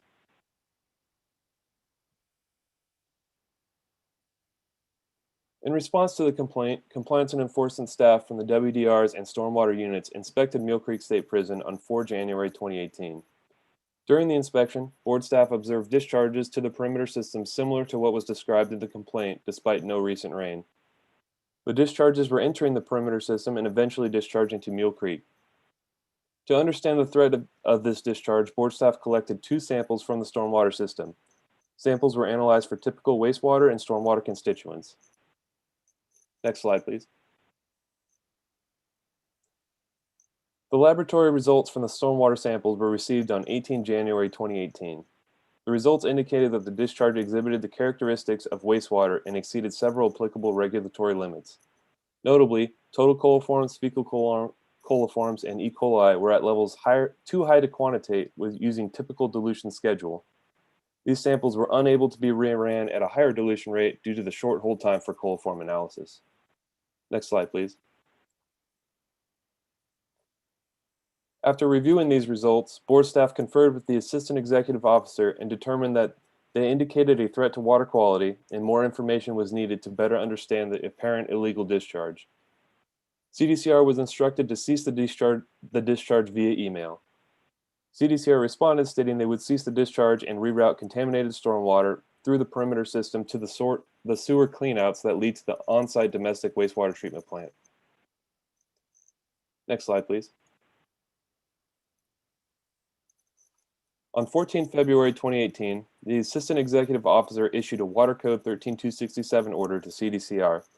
The goal of this order was to reiterate the need to cease the discharge of contaminated stormwater to Mule Creek, outline the steps that are needed to immediately prevent further impacts, and fully investigate and address the source of the waste constituents. To that end, the order required the following items with detailed individual requirements: the submittal of weekly status reports, including sample results, discharge volumes, rainfall, and the status updates for the wastewater treatment plant and investigation and repair efforts. This requirement is ongoing. An interim disposal plan was required to ensure the contaminated flows of the stormwater system are contained, properly treated, and disposed of. A monitoring plan was required to characterize the discharge with regular sampling. A domestic well sampling plan is required to assess potential impacts to nearby private domestic wells. The stormwater system investigation work plan is required to fully investigate the stormwater collection system and determine the source of the waste constituents detected in the stormwater. The stormwater system investigation findings report is required to present the findings and conclusions of the investigative efforts completed under the work plan. And the final disposal plan was required to incorporate the conclusions and findings of the report, gather data from the monitoring efforts and issues, and how the issues determine how the issues causing the contaminated discharge will be permanently addressed. Next slide, please. Approximately 600 individual water samples have been collected from the stormwater system since January 2018 as part of the monitoring plan required by the 13267 order. It should be noted that for some of the constituents, the maximum concentrations noted here are significantly higher than the next highest concentration reported. However, based on the high variability of the data and the transient nature of surface water and potential waste sources, i.e. washdown buckets, dumping of mops, etc., board staff believe many of these maximum concentrations to be accurate and not errors. In fact, the large variability of the data suggests that true maximum concentrations could be significantly higher. Variations in dilution caused by rainfall is also a big factor. While the high variability in concentrations and wide range of contaminants makes it difficult to identify exact sources of the waste, the number of detections over the water quality objective illustrates the discharge poses a threat to surface water and groundwater quality. Next slide, please. Although fecal coliforms can come from many sources other than human waste, it is important to note that the Basin Plan water quality objective of 200 mpn per 100 milliliters for fecal coliforms in surface water does not specify that the limit is restricted to human sources. Fecal coliforms, regardless of source, are subject to the water quality objective. Nearly 95% of the almost 600 samples collected from the stormwater system are higher than this objective. Additionally, the majority of the samples were analyzed using a typical dilution factor and proved to be too low to adequately quantify the coliforms. Regardless of whether these detections were caused by human waste or not, they indicate a threat to water quality and must be addressed. Next slide, please. The prison had ceased all discharges to the creek beginning on January 19, 2018.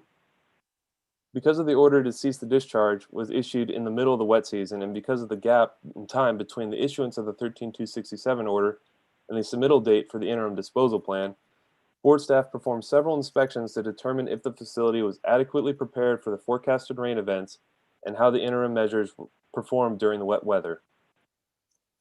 These inspections took place on 22 February, 6 March, 12 March, and 13 March of 2018. Additional follow-up inspections occurred on 23 April, 16 June, and 5 October of 2018. Next slide, please. Pictured is the interim disposal measures as of 22 February. The main collection basin is shown here. The slide gates have in the foreground the stormwater collection basin have been closed, preventing discharge to Mule Creek. CDCR staff has installed float pumps to pump out the stormwater to nearby sewer laterals. 2-inch PVC was used to pipe the water to a nearby 4-inch sewer cleanout. Board staff was concerned that this plan, as implemented, could easily be overwhelmed in rain events, as the catchment area for the two basins was well over 70 acres and composed of nearly all hardscape. Based on board staff's experience with past enforcement actions, this unengineered temporary system was woefully undersized. Board staff expressed these concerns during the inspection, stating that the current strategy may not work during significant storm events. Board staff suggested doing some runoff calculations and acquiring larger trailer-mounted pumps and some on-site storage in the form of Baker tanks to prepare for the rain. Board staff was also concerned that a large amount of dilute stormwater being directed to the wastewater treatment plant may cause adverse effects for the biological processes. Next slide, please. On 6 March 2018, board staff again inspected the interim disposal measures. There had been no significant changes made. The picture here is of the secondary collection basin, which has a similar float pump and PVC piping. Board staff again expressed concerns during the inspection that the current strategy may not work during significant storm events. The area was forecasted to receive rain over the next 10 days. Next slide, please. On 12 March 2018, board staff again inspected the interim disposal measures. Significant rain was forecast the next few days. 2 trailer-mounted pumps, a 3-inch and a 4-inch, were parked at the perimeter road next to the collection pump. Both pumps had flexible lines to pump the water from the collection sump to 2 long hoses running to nearby sanitary sewer manholes. The picture here is of the main collection basin and shows the pipes and hoses for the interim measure. Board staff once again expressed concern during the inspection that the current strategy may not work during significant storm events. Next slide, please. Board staff again inspected the interim disposal measures the next day on 13 March 2018 to evaluate how the system performed during wet weather. Less than an inch of rain had fallen overnight. The picture here is of the same main collection basin pictured in the previous slide from the previous day. The 2 trailer-mounted pumps were working, but the flooding was still occurring. The water in the wastewater treatment plant was highly turbid, and it was unclear how well it was operating at that time. Board staff once again expressed concern during the inspection that the current strategy may not be sufficient, and the area is forecasted to receive significant rain in the next 24 hours. Next slide, please. Significant rainfall on 13 March and 14 March caused heavy flooding in the prison's stormwater system. The perimeter system was completely overwhelmed and contaminated stormwater overtopped the perimeter road. The uncontrolled discharge flowed down the surrounding slopes, off property, and into drainages along Highway 104, as well as into Mule Creek. CDCR's chief plant operator reported that the wastewater treatment plant had been washed out by all the dilute flows and that had been directed to the stormwater system. There was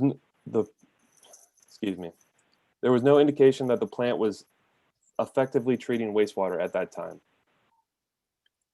Next slide, please. These photos were provided by Mule Creek staff and show some of the ponded contaminated stormwater off property on adjacent fields. Next slide, please. The interim disposal plan was submitted the following day on March 15th, 2018. It stated that CDCR planned to contain all water within the stormwater system and convey it to the on-site wastewater treatment plant. This is essentially what CDCR had attempted up until this point, formalized in a plan. However, the plan indicated that by doing this, there was a high risk of plant upset during large storm events that could essentially halt treatment at the wastewater treatment plant for weeks. This had already occurred during the previous rain event. Therefore, board staff rejected the plan, reiterated the requirements of the 13267 order, and stated that the interim disposal plan must be submitted as soon as possible. CDCR submitted a revised interim disposal plan on 24 May 2018. The revised plan indicated that for forecasted rain events of more than 1/10 of an inch in 1 hour or 3/10 of an inch in 24 hours, CDCR would discharge the contaminated stormwater to Mule Creek to avoid flooding of the prison, as they did not have sufficient storage capacity on site. These measurements describe a relatively small rain event. Board staff indicated that they could not approve this plan or any plan that describes discharge in violation of the Clean Water Act, the Water Code, or the waste discharge requirements. However, CDCR implemented the plan anyway. Next slide, please. After the uncontrolled releases from CDCR's unapproved implementation of their revised interim disposal plan, they upgraded their temporary disposal system by adding additional trailer-mounted pumps and 10 Baker tanks, approximately 200,000 gallons of total capacity. If they deemed a storm event to meet their criteria, they would close the slide gates and pump the contaminated stormwater to the Baker tanks, which they would then slowly bleed back into the sanitary sewer system to avoid plant upset. Next slide, please. On 5 October 2018, board staff conducted an inspection to assess the wet weather preparedness of the interim stormwater disposal system for the coming wet season. Sometime between a 13 June inspection and a 5 October inspection, CDCR had removed all on-site water storage tanks. The trailer-mounted pumps remained in place, and large diameter hard pipe was installed between the pumps and sanitary sewer manholes. Board staff once again expressed concern during this inspection that the current strategy had failed before during significant rain events. However, CDCR staff indicated that they intended to continue to discharge to Mule Creek during large storm events, as described in the revised interim disposal plan that was not approved. Board staff once again indicated that such a discharge would be a violation. Next slide, please. To date, CDCR has not submitted an acceptable interim disposal plan as required by the 14 February 2018 13267 order. However, they continue to discharge to Mule Creek under the criteria they described in the rejected revised interim disposal plan. CDCR has also changed their practices of containing dry weather flows to Mule Creek sometimes during 2019. Dry weather flows have been consistently reported by CDCR since the weekly monitoring began under the 13267 order. CDCR claims that these dry weather flows composed of irrigation runoff and air conditioner condensate and therefore are allowed under the MS4 permit. However, analytical data of the discharge still shows consistent presence of waste constituents above basin plan limits. At this time, CDCR allows the stormwater system to discharge to Mule Creek at all times unless rain is forecasted, but at less than 1 inch in 1 hour and 3 inches in, or excuse me, less than 1/10 of an inch in 1 hour and 3/10 of an inch over a 24-hour period. This encompasses a very small portion of rain events. Monitoring is still ongoing under the MS4 permit and the additional 13383 order. This completes my portion of the presentation. I will hand it over to Carrie Holmes to talk about the stipulated agreement.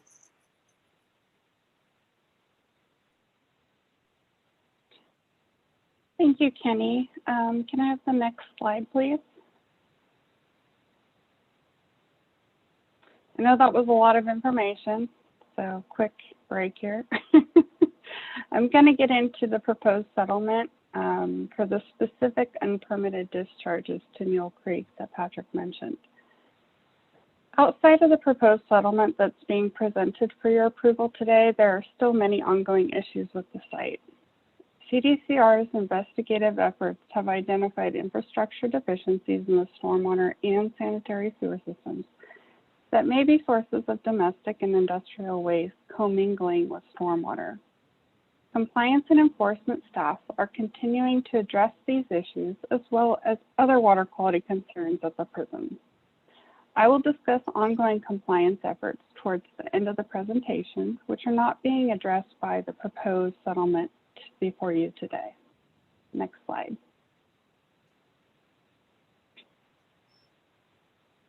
I'm going to begin with discussing the alleged violations of the proposed settlement agreement. Following the failure to contain and treat commingled flows identified after the complaint was received by regional board staff, CDCR began using the practices described in the revised interim disposal plan Kenny previously discussed, despite board staff repeatedly communicating that it would be a violation of the Clean Water Act. This practice led to continued unpermitted discharges of commingled flows directly to Mule Creek. Although the discharges appeared to be of extremely poor water quality, potentially pointing to raw sewage and industrial discharges, after the investigations conducted by board staff and CDCR, it was determined that the quality of water was not as poor as originally thought and consists of mainly stormwater. However, continued water quality characterization efforts continue to ensure the discharges are adequately protective of the environment. These unpermitted discharges continued until April 10, 2019, when the facility was permitted under the small MS4 permit. After multiple discussions between CDCR and regional board executives, it was ultimately determined and agreed upon that the appropriate permitting mechanism would be MS4 coverage.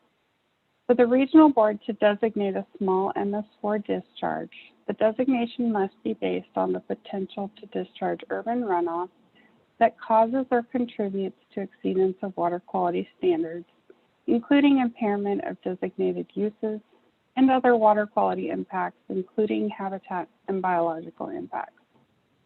In February 2019, after public review and comment, the regional board approved the designation of Mule Creek State Prison as a regulated small MS4 under the general permit. In April 2019, the state board executive director amended the small MS4 general permit to designate Mule Creek State Prison as a non-traditional small MS4 and required CDCR to submit a notice of intent and appropriate fee within 6 months of the effective date of the designation. CDCR continues to discharge commingled flows both during dry and wet weather under the MS4 permit. Until the stormwater discharges to the creek are adequately characterized, CDCR is reporting these discharges to the Office of Emergency Services. Therefore, the proposed settlement assesses unpermitted discharges between January 2018, when illegal discharges were discovered after the complaint, and April 2019, when MS4 enrollment occurred. Next slide. CDCR collected numerous samples for the stormwater collection system during this period as required by the 13267 order to characterize the stormwater. That data was used to determine specific details of the settlement. The Central Valley Water Board and the discharger stipulated to the number of days and volumes of discharge for the purpose of resolving the administrative civil liability action. Based on the discharges that occurred from 2018 through April 2019, CDCR and board staff stipulated to a total of 19 spills occurring over 79 days, with spills ranging in duration from 1 to 12 days. Although board staff continued to assert that the entire volume of the discharge during this period could be a basis for an administrative liability, the discharger asserted the alleged non-stormwater portion of the discharges are the only basis for liability. The legal and factual dispute was not resolved. However, for purposes of settlement, the stipulated volumes and days of discharge were used to estimate an appropriate administrative civil liability. Therefore, approximately 1.1 million gallons were used in the penalty calculations of the proposed order. Next slide, please. The Water Board's 2017 enforcement policy was used to calculate a proposed penalty amount. To calculate the initial liability based on gallons discharged, the California Water Code states the civil liability amount is to be based on the number of gallons discharged but not cleaned up over 1,000 gallons. The first 1,000 gallons discharged are subtracted from the total gallons discharged. Additionally, the enforcement policy factors are used as multipliers. These factors include the degree of toxicity of the discharge, actual or potential for harm to beneficial uses, and the susceptibility to cleanup or abatement. After the factors are applied, the per gallon assessment calculated using the Water Code's statutory maximum penalty of $10 per gallon is approximately $1.7 million. Next slide.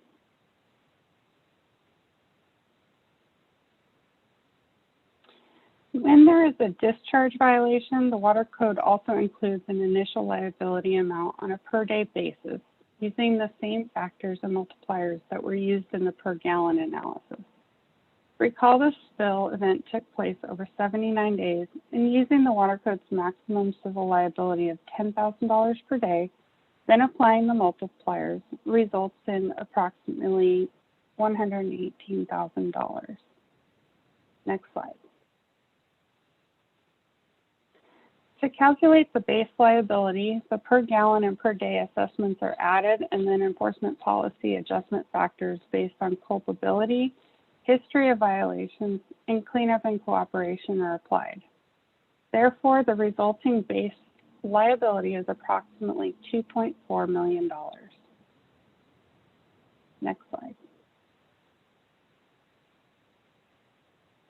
There are other considerations Water Board staff considers when determining the final proposed liability. The first consideration is the discharger's ability to pay. CDCR has stipulated to the ability to pay penalty, as they are a state agency with a budget of $13.4 billion for the current fiscal year. The next consideration is the economic benefit the discharger may have had due to noncompliance. The enforcement policy provides that the economic benefit of noncompliance should be calculated using US EPA's Economic Benefit Model, or BEN, program, unless it's demonstrated that an alternative method of calculating the economic benefit is more appropriate. For this case, BEN was determined to be the appropriate method. Using standard economic principles such as time value of money and tax deductibility of compliance costs, BEN calculates a discharger's economic benefit derived from delaying or avoiding compliance with environmental statutes. The estimated economic benefit for the violations alleged above is approximately $1.46 million. The minimum liability for a discretionary penalty is equal to the economic benefit of noncompliance plus 10%. Therefore, the minimum liability in this case is approximately $1.6 million. The maximum penalty is the sum of the statutory per day and per gallon penalties. Pursuant to the water code, the per day maximum penalty for 79 days of violation is $790,000, and the per gallon maximum penalty is approximately $12 million. Therefore, the maximum penalty when combining the per day and per gallon statutory penalties is a little over $12 million. The Central Valley Water Board and the discharger have agreed to settle this action in an administrative setting in lieu of engaging in a civil action, where the penalty may amount to a much larger penalty. Thus, the estimated amount generated by the enforcement policy in this matter adequately addresses the penalty exposure for the discharger. Assessing other factors as justice may require, the stipulated administrative civil liability in this case is $2.5 million to more reasonably address the alleged violations and threats to water quality and public health from the alleged violations. In addition, the stipulated penalty in this action is in excess of the estimated economic benefit plus 10%. Next slide, please. The proposed order stipulates to $2.5 million in total penalties, with $1.6 million of penalties paid to the cleanup and abatement account, and approximately $900,000 suspended in lieu of expenditures on the enhanced compliance actions identified in the proposed order. Next slide, please. The first enhanced compliance action is a project that will replace the landscape irrigation system at Mill Creek State Prison, which has exceeded its useful life. The existing system has breaches in several main lines, resulting in non-storm water flow entering the Mule Creek State Prison stormwater collection system, which eventually discharges to Mule Creek. Installing new piping for the landscape irrigation system will have the effect of eliminating non-stormwater flows resulting from irrigation into Mule Creek. The second enhanced compliant action is a study to characterize the microbiological quality of the Mule Creek State Prison stormwater collection system discharges and any effects these discharges have on Mule Creek water quality, conducted by the Southern California Coastal Water Research Project, commonly known as SCORP. A summary of the study will be presented after this presentation by Dr. Amy Zimmer-Foss and Dr. Steve Weisberg of SCORP. Next slide. Multiple comments were submitted in response to the tentative settlement agreement. Comments were submitted by US EPA, Amador County District Attorney, California Sport Fishing Protection Alliance, or commonly referred to as CSPA, and Mr. David Anderson, a concerned citizen. Next slide.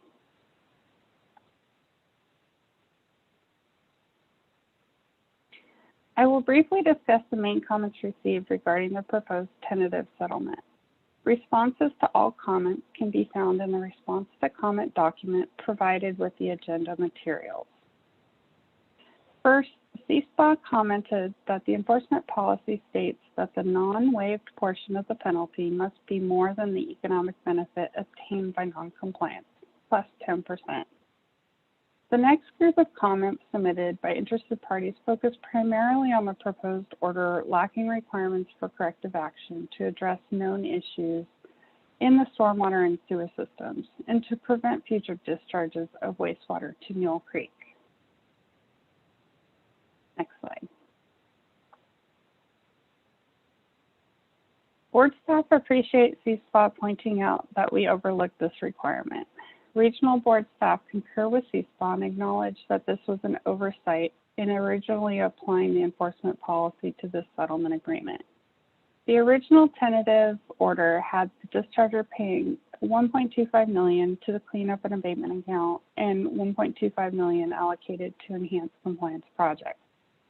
The settlement agreement I presented was updated in order to adhere to the economic benefit requirements of the policy. After this issue was identified, the parties re-engaged the discussion of the economic benefit analysis, as this was not previously identified to be a penalty driver. The parties further examined the economic benefit analysis and have developed a revised stipulated economic benefit analysis, which was posted on the regional board's website. The amended proposed allocations, as I presented earlier, are approximately $1.6 million in penalties being paid to the cleanup and abatement account and approximately $894,000 suspended in lieu of expenditures on the enhanced compliance sections identified in the proposed order. Next slide. A concern voiced by US EPA, CSPA, Amador County, and the Amador County District Attorney is that while the order penalizes the illicit discharges cited, it does not require CDCR to complete any work that will prevent future discharges in violation of the Clean Water Act from the stormwater system. A few of their recommendations included discontinuing the discharge of stormwater containing waste constituents to Mule Creek, enhanced monitoring of the discharge, especially for dry weather flows, surface water monitoring in Mule Creek, development of a work plan to address identified leaks in the sanitary sewer and stormwater systems, and the installation of additional groundwater monitoring devices. Next slide, please. As I mentioned earlier, this settlement only addresses discharge violations prior to obtaining coverage under the MS4 permit and is the first step in the process of bringing CDCR into compliance with their water board permits at this facility. The proposed order is not intended to be the regulatory mechanism by which those corrective actions necessary will be required. As such, the regional board has formed an internal work group comprised of representatives from all applicable programs to address ongoing compliance issues, which will include corrective actions as needed. The regional board and US EPA Office of Enforcement are collaborating across multiple programs as we are continuing to meet and identify next steps. Identifying and eliminating sources of waste constituents in the stormwater system is essential to coming into compliance with the Clean Water Act and MS4 General Order, and therefore specific actions associated with that process will be required under separate enforcement actions that are ongoing. Additionally, a recent joint inspection was conducted in November. US EPA's inspection report has recently been finalized and is available to the public upon request. Next slide. Enforcement staff are currently working to assess the prison's compliance with the Sanitary Sewer System General Order, where an ongoing investigation to ensure an adequate sanitary sewer management plan and emergency response plan is in place and that all facility staff have the appropriate training. Board staff are also gathering information regarding potential spills and potential avoided maintenance and repairs of the sanitary sewer collection system. In addition, waste discharge requirements regulating discharge from the wastewater treatment plant are scheduled to be renewed in the near term, which is intended to address groundwater impacts from the land application areas, poorly characterized industrial waste streams, the bypass of potential industrial waste constituents from the domestic wastewater treatment plant, and insufficiently sized and maintained spray fields. Enforcement and water quality monitoring is still ongoing under several water board programs. The small MS4 general permit requires new enrollees to develop a stormwater control program over a 5-year period. CDCR is currently in year 3 of the development of its program. Due to potential water quality impacts to Mule Creek, while the stormwater control program is being fully developed and implemented, and to ensure compliance with small MS4 general permit requirements,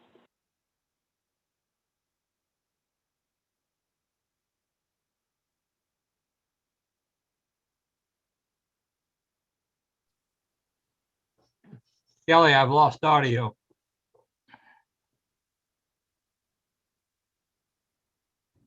Still there, Carrie? She's muted.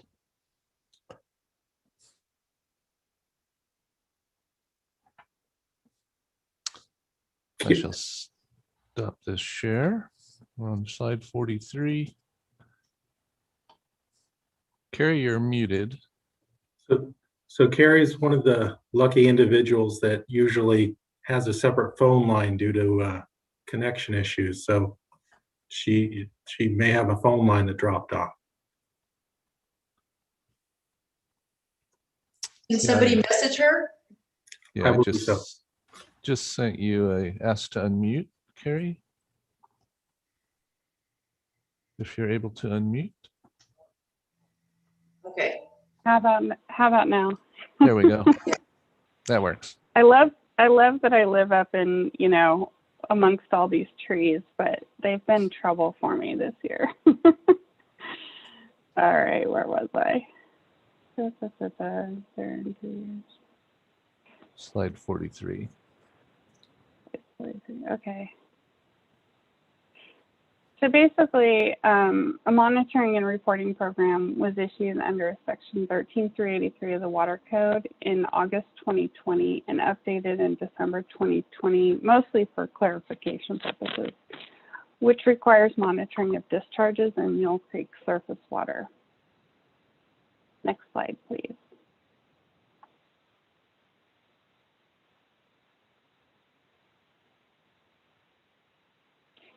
Lastly, Compliance and Enforcement's Brett Stevens recently inspected the facility on January 27th to ensure a no exposure certification with sufficient coverage under the Industrial Stormwater General Permit. The inspection is still in draft form, but the results are promising. The photos and documentation show that CDCR has made great strides to better maintain their industrial areas, including improved housekeeping and staff training. The site was in good condition related to stormwater on site, and it appears the no exposure certification is the appropriate coverage. The stormwater inspection report will be finalized this month and will be available to the public upon request. So as you can see, Central Valley Water Board staff are making progress in terms of compliance with water quality protection, but a lot is still left to do. There is a likelihood that the board should expect to see additional orders from Mule Creek State Prison as a result of these ongoing investigations.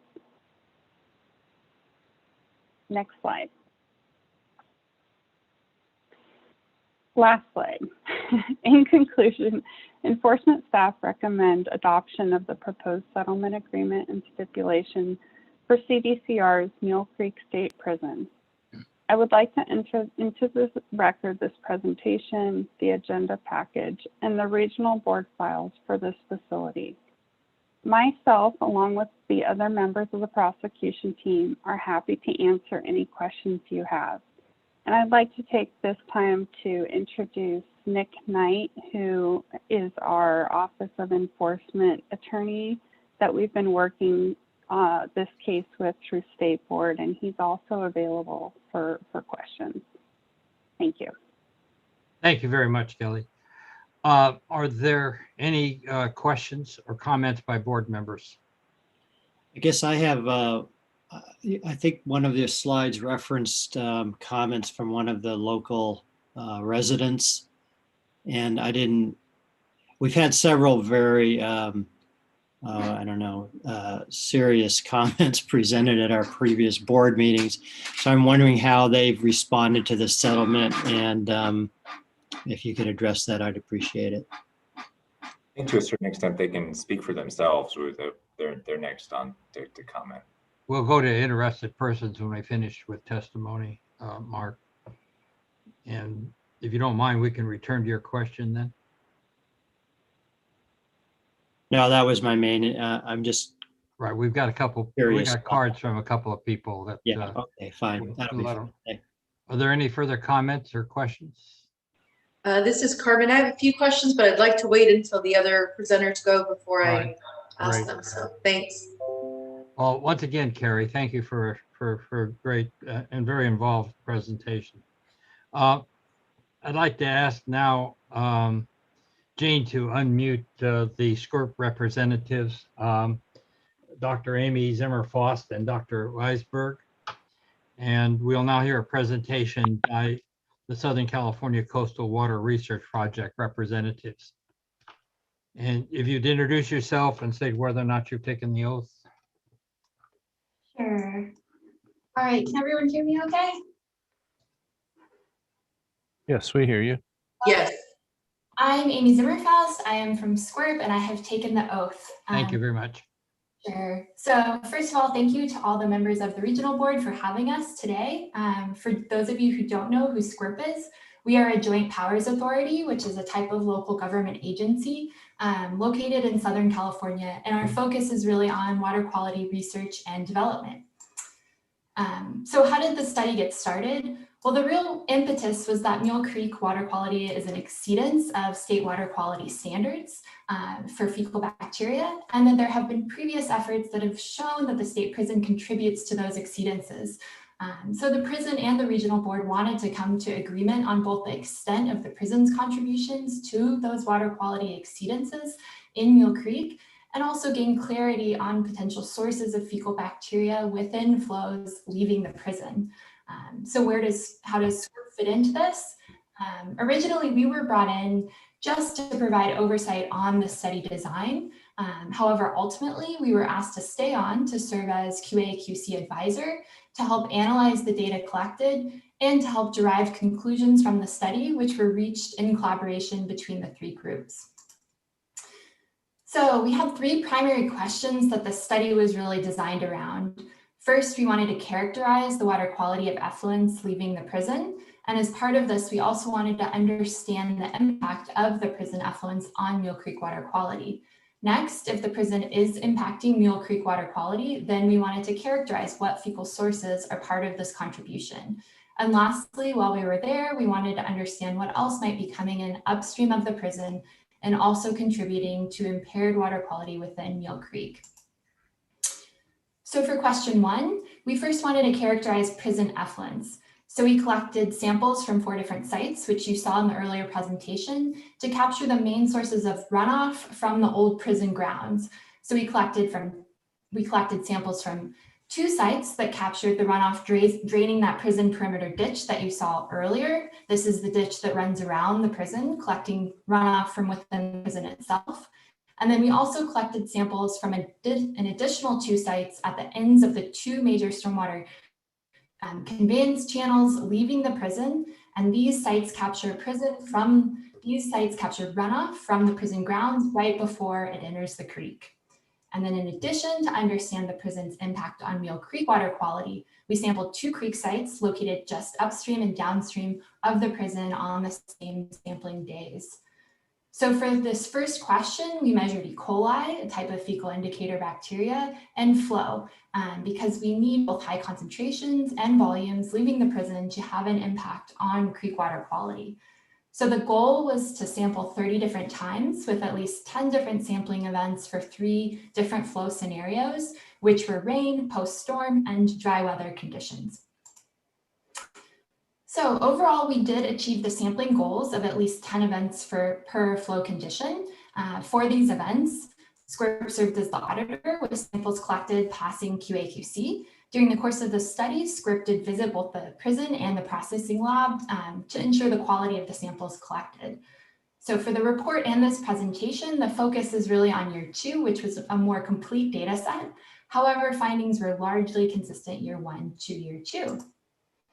So what did we see? First, we were interested in the quality of the prison effluents entering the stormwater system. So here we have the average E. coli concentrations from those 4 different sites capturing prison runoff for the 3 flow conditions. What we see is that these levels are well above state water quality standards in all 3 flow conditions sampled. So water quality leaving the prison does have elevated levels of fecal bacteria well above state water quality standards. Next, we wanted to compare E. coli levels upstream and downstream of the prison to see if the prison runoff is impacting water quality in Mule Creek. Here, we saw that the water quality in Mule Creek also consistently fails water quality standards for fecal bacteria, and that the prison is having an impact in that levels overall do increase moving downstream. These are E. coli levels again. However, worth noting is that the stream did also exceed state water quality standards frequently upstream, about 40% of the time, and there were a number of sampling days where levels did not increase moving downstream past the prison. So for question 1, water quality leaving the prison is impaired, and there is potential for it to contribute to exceedances of the fecal bacteria standards in Mule Creek some of the time. So next we wanted to see what fecal sources are part of that prison contribution. So to answer this question, we sampled the same 4 sites described for question 1, which captured the runoff leaving the prison. In the same set of samples, we measured genetic markers that are associated with specific fecal sources. For this, we used genetic markers that are well established and are known to be sensitive and specific to their target fecal source. In the prison effluents, we measured markers associated with human, ruminant, which include deer and cow, and bird fecal sources. From previous observations, these were hypothesized as the likely sources. We targeted the same 30 sampling events with 10 in each flow condition for the genetic marker analysis. So what did we find? Well, birds are a primary source of fecal contamination in the prison runoff. We detected the bird genetic marker in almost 90% of samples collected from the ends of the 2 primary stormwater conveyance channels, which capture prison runoff right before it enters the creek. In addition, ruminants also appear to be a primary source of fecal contamination in the prison runoff. From those same 2 sites, the ruminant genetic marker was detected in 75% of samples. Lastly, human sources were found to be at most a very minor source of fecal contamination in the prison stormwater runoff. Human genetic marker was only detected twice in the samples collected from all 4 sites capturing prison runoff, and those 2 detections were both low level, below any threshold. So for the last question, we wanted to see what fecal sources are coming in from upstream of the prison. Our approach here was similar to the approach applied when evaluating fecal sources within the prison runoff. We measured genetic markers at the upstream prison boundary site. For this evaluation, we measured the same set of genetic markers associated with human, ruminant, and bird fecal sources. And then we also added an additional marker specific to cows because we felt that could be an additional potential source upstream. And then here again, we targeted the same 30 sampling events and the 3 different flow conditions. So what did we find? Well, overall. Question, this is Carmen. Hi. Sure. If you could go back to the previous slide. Sure. So my question is measurement of genetic markers associated with specific fecal sources. The ruminant, you said would have caught sort of cows, and is that like general animals, and then the cow is a more specific one? You're exactly right. So ruminant, deer, cow, sheep, but because we were specifically interested in cows as like a potential source that could be mitigated, we included a marker that's also just specific to cows. But just yeah. All right. I just want to make sure I understood right. Thank you. Thank you for that clarification. Yeah. So here's where we were. And I was just telling you that we saw very similar trends in terms of fecal sources coming in upstream to what we saw in the prison runoff. We detected both the bird and ruminant genetic markers here in 100% of samples collected at that upstream boundary location. And then we also detected the cow-specific marker, particularly during wet weather, meaning that cows are a likely source contributing upstream of the prison. And lastly, we detected the human genetic marker infrequently, just twice out of all the samples collected at the site, and at low levels, below any threshold, meaning that human is an unlikely source upstream of the prison. So we'll end on the 3 questions that this study was designed to address, and it's our hope that the information presented has been useful to you and has provided some clarity on these topics, and we are more than happy to answer any questions. Thank you. Thank you. Are there any questions? I don't have a question, but this is Carmen. I'll just say that the way that it was presented was really easy to follow and understand. And so I appreciate that. Okay, great. That was our hope. And I really appreciate staff ensuring that SCORP became involved in this project. I think the kinds of data we've been presented make our decision much clearer than it would have been otherwise. Okay. Unless there are more questions from board members, and hearing none, thank you very much for your presentation. We'll now hear from interested persons. Janelle, are there any wishes? Well, I was going to ask if there's any individual wishing to comment at this time. I see that you have cards for 4 individuals. Yes. Okay. Sally Barron is the first. Right. So let's start with Sally Barron. Sally Barron, could you unmute and please identify yourself? Just state your affiliation and say whether or not you've taken the oath. Can you hear me? I can hear you very well. Yes, we can. Yes, I have taken the oath. Thank you. I have a few comments here. The state water boards, of which you are one, were created and charged to preserve, enhance, and restore the quality of the water resources for the protection of the environment, public health, and all beneficial uses for the benefit of present and future generations. To do this, the water boards were given wide-ranging enforcement powers with a great deal of latitude in using these powers. This application of these powers has been vigorous in finding and prosecuting violators in the public sector, in the private sector, excuse me. This has not been the case with the California Department of Corrections and Rehabilitation. The CDCR were a private company. Years ago, they would have been attacked with vigor, hounded into bankruptcy, and the people responsible charged with criminal and put in jail, totally destroyed. With Mule Creek State Prison, this has not been the case. This is because the CDCR is a fellow state agency, my question. This looks like collusion between the Water Board and CDCR to permit business as usual, with the raw sewage dumping into Mule Creek and contaminating domestic wells as it has been for years. The prison irrigation system is not the problem. The work being done by the Southern California Coastal Water Research Project is not the answer. It is experimental, and the Water Board's abdication of responsibility to fulfill this stated purpose is the problem. Tell the Water Board to do their jobs.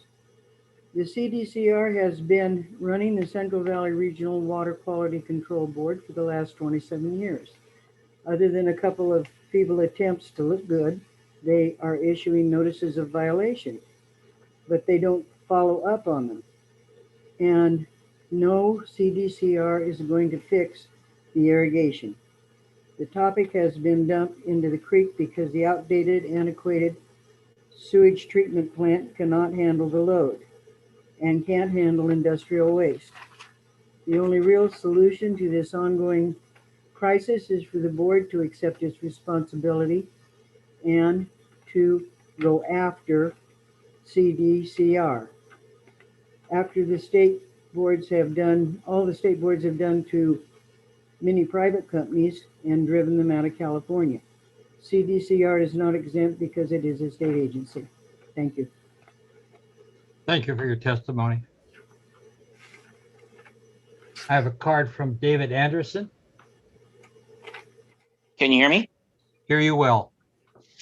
Thank you, Dr. Longley. I have taken the oath. I'm David Anderson, representing myself. It has been a little over 3 years since the Water Board staff identified a variety of illicit materials being discharged into Mule Creek at the Mule Creek Prison via the storm drain system. In 3 years, CDCR has done nothing to reduce or eliminate the illicit discharges. CDCR has defied numerous Water Board orders directing CDCR to identify, repair, and monitor the facility. Equally shameful is this water board's efforts to enforce compliance. Today, you intend to approve an administrative civil liability order to address past violations that is rife with inaccuracies, omissions, erroneous conclusions, and false data. Board staff indicate that ongoing violations will be addressed in separate enforcement actions. Given this board's past performance, that instills little confidence. Board staff was advised in June 2018 that the source of most of the illicit discharge from the storm drain system was originating from the sanitary sewer system underneath all of the buildings in the facility. Staff agreed, yet no investigation to look under any buildings has occurred as of this date. Instead, CDCR and their consultants have misdirected attention to bogus claims not founded on any empirical data. They have propagated the false narrative that high groundwater is transporting contaminants from the leaky irrigation and or high groundwater from non-specific sources. That is a patent lie. The workers that installed all of these systems in 1987 have indicated no groundwater was present. The sewer system exceeded 15 feet deep and they encountered no water. To underscore this fact, CDCR was directed to implement a piezometer installation plan to monitor groundwater. It has not been done. To further cloud the issue, CDCR consultants consistently refer to all the subterranean water as groundwater. Subterranean leaks in sewer, storm, and water systems are just exfiltration from those systems and not groundwater. When the MS4 was granted, it was incumbent on CDCR to monitor, identify, and eliminate illicit discharge from their stormwater flow. No actions have been undertaken by CDCR since the MS4 approval in April of 2019. It appears inappropriate to apply an ACLO in order to address past violations when the problems have not been addressed at all. The same exact conditions that existed before the issuance of the MS4 exist after the issuance of the MS4. I don't believe that the MS4 permit grants absolution merely by its issuance. In April of 2019, this board heard promises from Mr. Palupa that the MS4 would facilitate identification and elimination of the illicit discharge through mandates required of the MS4 permit. Clearly, that has not been the case. Finally, I asked several weeks ago what relevance the Southern California Coastal Water Research Project study has considering identification of fecal sources. That identification of fecal sources is not a factor in enforcement. Staff indicated they were too busy to answer. Perhaps an explanation is in order. Thank you. Thank you for your testimony, sir. Next, I have a card from Andrew Packard.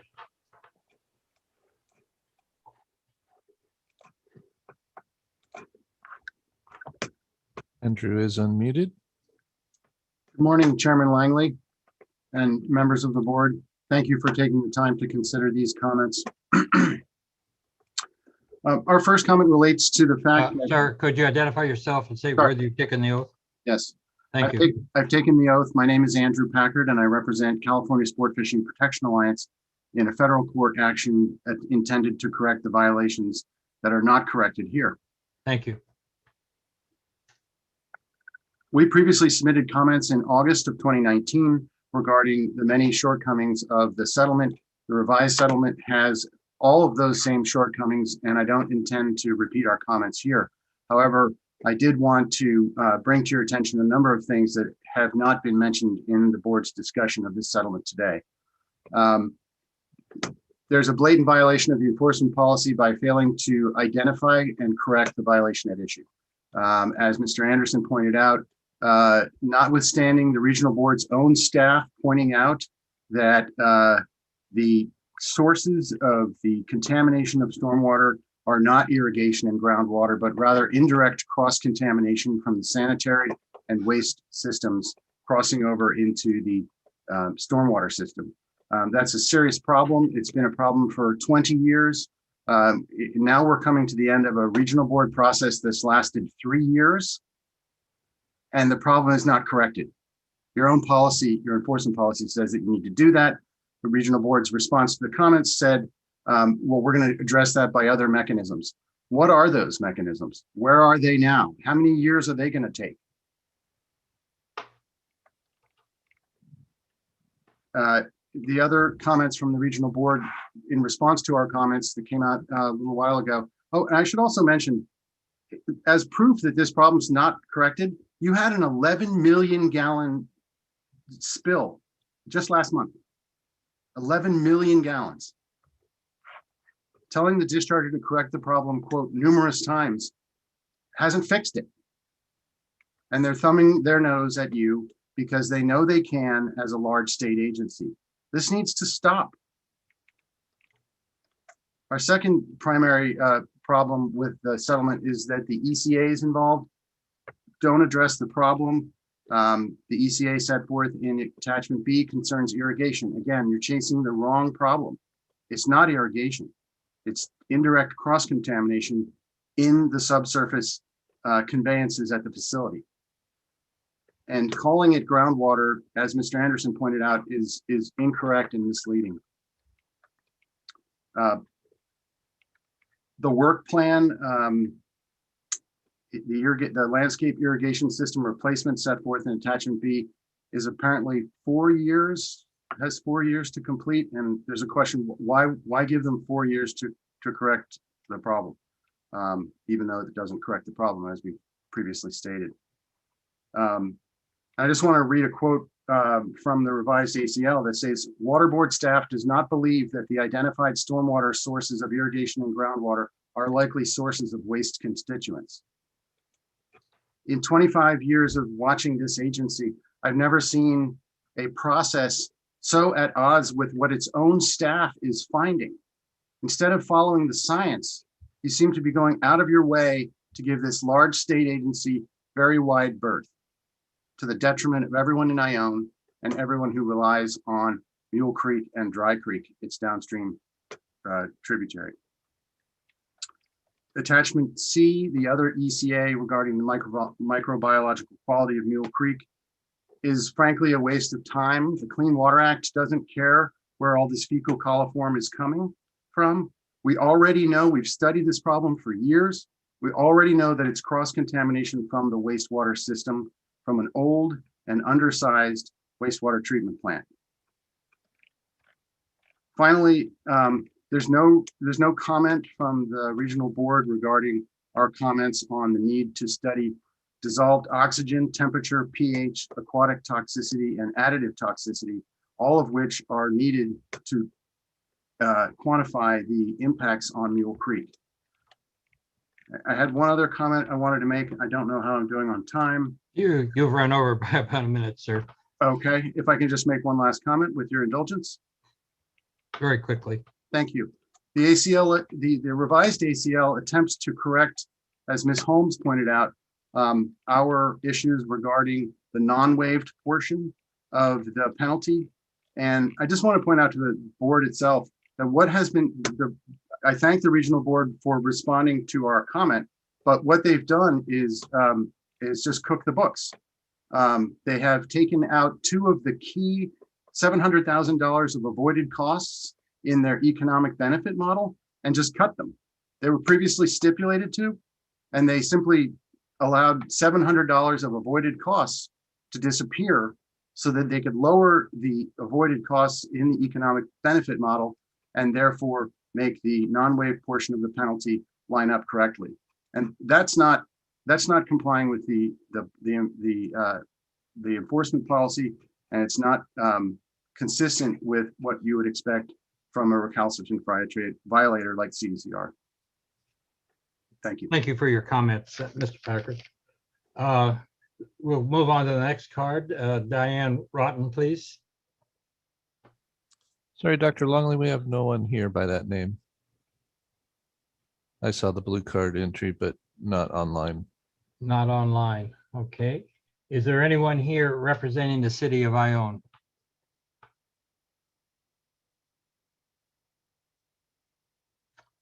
Seeing none, are there any other individuals wishing to testify? I normally ask that when we're in session together, but right now folks would have a difficult time getting in if they haven't sent in their emails already. So they may raise their hands if they wish to, or use the *9 option on their cell phones. So I'm looking for a raised hand or a *9 option. Is there anyone else wishing to testify? We're not seeing any. If not,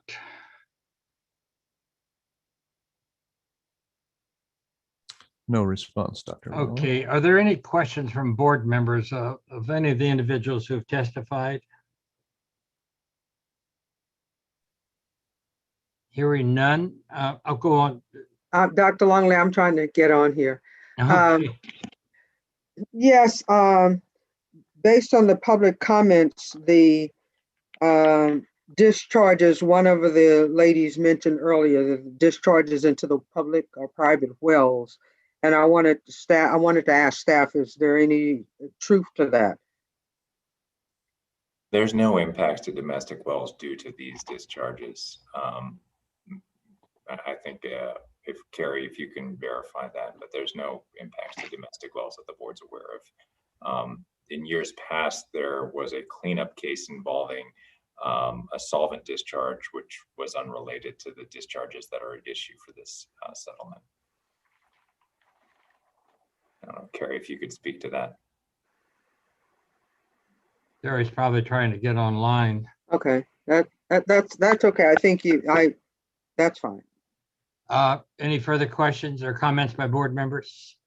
Yes, I'd like to have a little clarification on the issue of cross-contamination. Based on the fecal genetic marker analysis, and I read through the report that indicated there is some trenching that incorporates both industrial and sanitary sewer pipes with stormwater pipes. I mean, the potential seems to have been there from the way it was constructed. But do I understand from the coliform analysis that the board is ruling out that as a source of downstream contamination in Mule Creek? So I think what the study definitively showed, as far as we're concerned, is that there's no direct cross-contamination between the piping, as kind of was initially alleged back in January of 2018. We have very trace amounts of human fecal coliform indicators showing up in just a couple of the many samples that were collected at the facility. That's not indicative of a direct cross-contamination issue.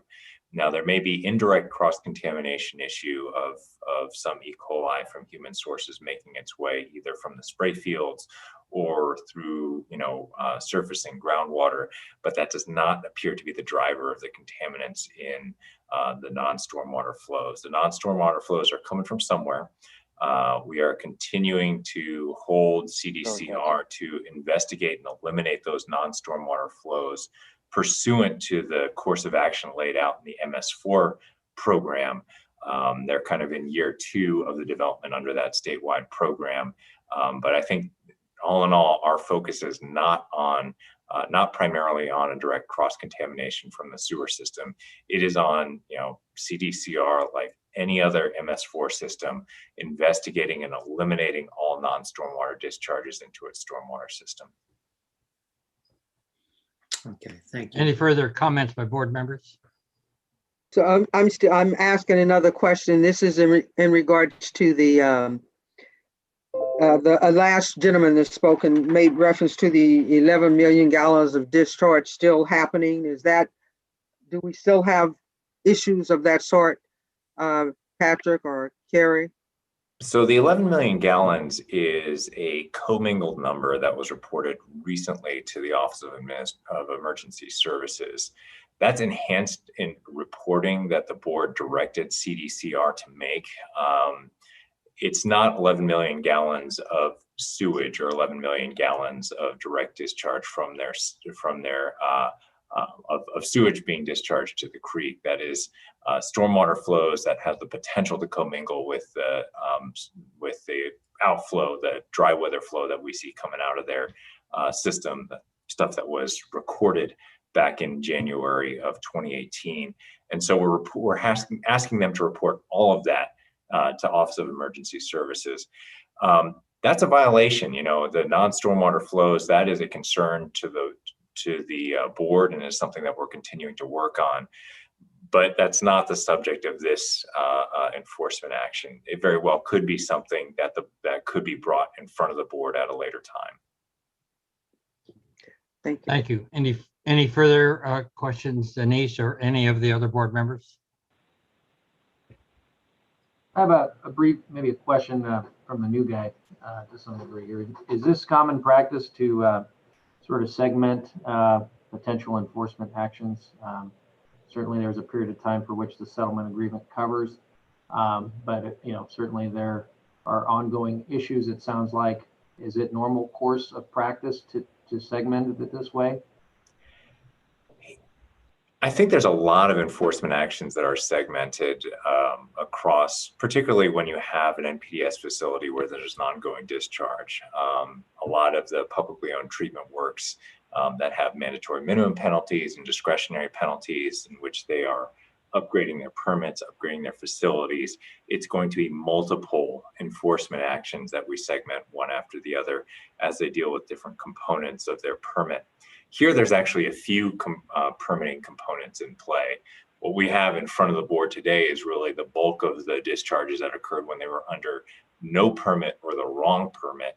And now that they are under a different permitting regime after the enforcement action that we instigated triggered those actions, we have kind of a different platform to add additional compliance options in. The standard under the MS4 permit is not the normal standard that you see from an NPDES permit. It's elimination of non-stormwater flows to the maximum extent practicable. That is a somewhat iterative program that they're undertaking. They have to ultimately comply with water quality objectives. But I think what we're seeing here is that there's actually exceedances in the water body as well. That's something that the board would have to address in a more comprehensive manner, taking a look at what the upstream and downstream sources are as well. I think Mr. Packard and Mr. Anderson are both absolutely accurate in that does not let CDCR off the hook just because there's already exceedances in the upstream water before it crosses their facility. But again, that's something that we'll be continuing to look at from an enforcement perspective as we move forward with additional actions, including upgrading the spray fields, including the continued work under the MS4 and continuing investigations to verify compliance with the industrial permits that they have at the facility. Thank you. Any further questions from board members? Seeing none, question for board members. Mr. Anderson and Mr. Packard have raised their hands. They've already provided testimony. Does any board member wish to have further testimony by either of those individuals? Dr. Longley, I have no problem with we're here to address this issue. So I would not have a problem with them addressing I'll the issue. call first on Mr. Anderson. Please keep your comments very brief. Thank you, Dr. Longley. I was raised my hand to respond to the board member that was asking about well contamination. Right. And I was hoping Mr. Croyle or Carrie could have responded. There was a requirement from the water board for CDCR to do domestic well sampling in early 2018. They did one and actually refused to do any more. There was a requirement that for them to do 8 semi-annually. And after that one, they didn't do any more. The interesting thing was of the one test of the wells in the neighborhood that were done, there were elevated levels of total coliforms, but in particular, there was evidence of benzoic acid in all of the wells, which is the source can be traced back to the sewer outflow coming out of the storm drain system. I think that was the relevant part. Very good. And thank you for that information. And I see Carrie's back on. Carrie, have you heard any testimony you desire to address? Yeah, absolutely agree. Mr. Anderson is correct that there was minimal well testing done, drinking water well supply system done. There was some pushback from CBCR, and the regional board staff actually went out and did their own well sampling and came back with data. And again, that's an ongoing investigation. I hate to say at this time that there's any definitive answer as to the impact to those wells, but we are investigating those wells. It's ongoing. Thank you very much. I'll call on David Anderson.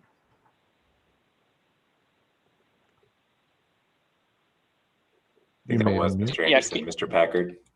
I mean, Mr. Packard, I'm sorry. Thank you, Chairman Langley.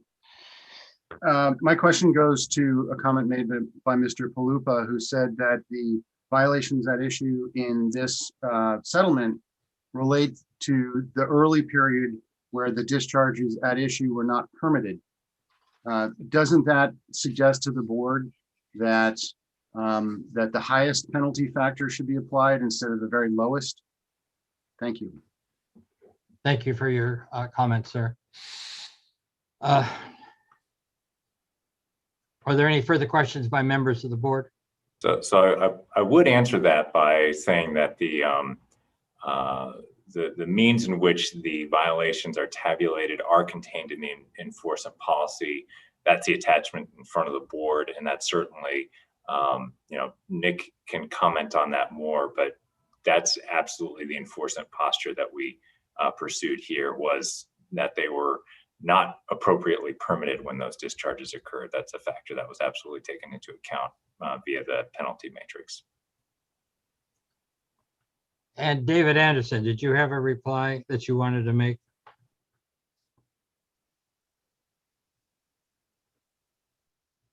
You may unmute. Yeah, can you hear me now? Hear Yes. you. Yes. Okay, yeah, and just one last point to follow on to what Carrie said, to give you a sense of the gravity of the groundwater situation. In 2006, there was a dry cleaning chemical detected in the most immediate well that's located on Collins Road that was at the prison property line. And that contamination was severe enough that Department of Corrections offered to extend domestic water from the Amador Water Agency to those affected residences, because those wells are so contaminated, they're not fit for human consumption. So there are effects to the wells in the immediate vicinity that were addressed in 2006. And the Amador County Environmental Health Department are the ones who identified the likely source was from the dry cleaning plant. The dry cleaning plant discontinued operations from that point forward. I just wish the Environmental Health Department had had the insight to realize that the dry cleaning chemicals were not deposited in the well, probably resulted in a subterranean transmission across the property line. No, thank you, Mr. Anderson. That's absolutely what I was referring to when I mentioned those domestic well impacts. Those are not subject of this enforcement action. The replacement water was certainly a component that was addressed back in 2006, something we continually take a look at. This action in front of us today, even though there was minimal sampling done, we're not seeing necessarily impacts due to the violations contained in this settlement agreement to domestic wells. But you're absolutely right. That is certainly a separate matter than what I was talking about, and that is in the record in front of the board. But it's good to acknowledge that. Again, I think there's a number of issues that are still ongoing. The upgrades to the spray fields hopefully deals more head-on with the groundwater issues here. The surface water discharge really is all about the E. coli in that storm sewer system and how it's been discharging to surface waters. Again, and we take a look at it, I think it's it's encouraging that there's a robust enough dialogue here that we're talking about whether a $2.5 million penalty is significant enough. I know that's actually a fairly healthy posture to take. Usually it's whether, some token settlement of, several $1,000s or something like that would be robust enough. $2.5 million, at least according to the enforcement policy and according to the types of actions that this board undertakes, is a significant penalty. It is a significant penalty for this facility. It's the reason why I continue to support this settlement. And I think it also in recognition of the fact that there are additional violations that do not fall within the scope of this settlement action. So $2.5 million is not the cap on liability for CDCR for all the activities that occurred and have subsequently occurred at Mule Creek. It just is for these violations that occurred when they were under no permit or the wrong permit for this facility. But again, I think it is reliant on the board's discretion in terms of whether they want to move ahead with this particular enforcement strategy or not. Again, my endorsement is for this particular settlement to move forward, for the prosecution team, Carrie, JJ, and the Office of Enforcement, working with US EPA to continue to provide oversight and prosecution where necessary of violations at Mule Creek. But I think that's my position. I actually, very grateful to all the commenters here. I know that we may have a difference of opinion as to the adequacy of this particular settlement, but their continued focus over the years on these issues at Mule Creek is partially what led to the focus of the Water Board's enforcement actions on these violations and on getting CDCR on track to get into compliance with water quality objectives. We still have loose ends here. Like Carrie mentioned, there's still ongoing violations. There's still a matter of non-stormwater entering into the stormwater system, which is not supposed to happen. We recognize in every system across the state that does happen. That's kind of, they're not separate storm sewer systems are not impervious to rising groundwater, to leaks. Every sewer system leaks. Every storm sewer system is not completely immune to infiltration. But that's still something that has to be done. It has to be verified. It has to be checked out, and it has to be prosecuted. In addition, the MS4 unit here at the board added additional monitoring under 13383 of the Water Code to even enhance what the MS4 permits required. Were ongoing permit upgrades for the spray fields. And again, the prosecution unit is working with US EPA to maintain oversight of the system that Mule Creek has out there today. Thank you very much. At this point in time, we'll move on to your recommendation, and then I'll close the hearing. Yeah, my recommendation at this point is for the board to adopt this enforcement action, to approve this settlement, and to continue to provide oversight. It's not contained within the four corners of the settlement, but certainly you have my commitment, the commitment of Carrie and JJ, and the Office of Enforcement to continue their oversight of Mule Creek, to make sure that they do come into permit compliance, that we continue to assess this watershed, and also that we continue to look at upstream and downstream impacts. If there's a signature coming in from bovine and from other E. coli sources upstream of the prison, that's something that we're interested in as well, and something that we want to work to get that addressed too. Thank you very much. At this point, the hearing's closed. Discussion will be confined to the board members, and I am waiting for a motion to be made and a second to that motion. Dr. Longley, this is Carmen. I'd like to make a statement just before I make a motion. I remember when during like a 3-minute public comment, this issue first came up. I remember being on the dais and thanking the lady that drove so far to be there to talk to us in a short 3-minute period. So, CDC may have been under the radar for years, but they are invisible no longer. So while this doesn't solve everything, I do think that it's a reasonable step today. And I expect that the issues not covered in the period within the settlement agreement will continue to be investigated and looked at, because again, this is now, a place that a light has been shown on. So, settlement agreements are never perfect. They never quite feel like home runs. They also don't feel like strikeouts. So it's not perfect, but we can't let the perfect be the enemy of the good. So I think given the science that I heard today, which I found to be reliable, based on all that, I would make a motion to approve the settlement agreement as presented. That's the settlement agreement and the stipulation for entry of administrative civil liability order. Is that correct? Yes, that's correct. Do I have a second? Second, Dr. Longley. Carmen's made the motion and Raji has seconded. Is there further discussion? I'd just like to comment briefly here. I've only been on the board for a little more than 2 years, I guess, but this is the largest penalty I've seen imposed on anybody. So I don't think it's fair to state that the board's treating a state agency any different than private entities, at least since I've been here.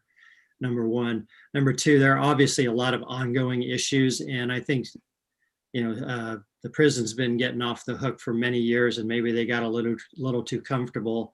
This is certainly going to get their attention, and it's a shot across the bow. And I think they're on notice that there's more enforcement to come if they don't perform according to the agreement. So with that said, I'm in support of this agreement, as Carmen indicated. Don't let the perfect get in the way of the good. So,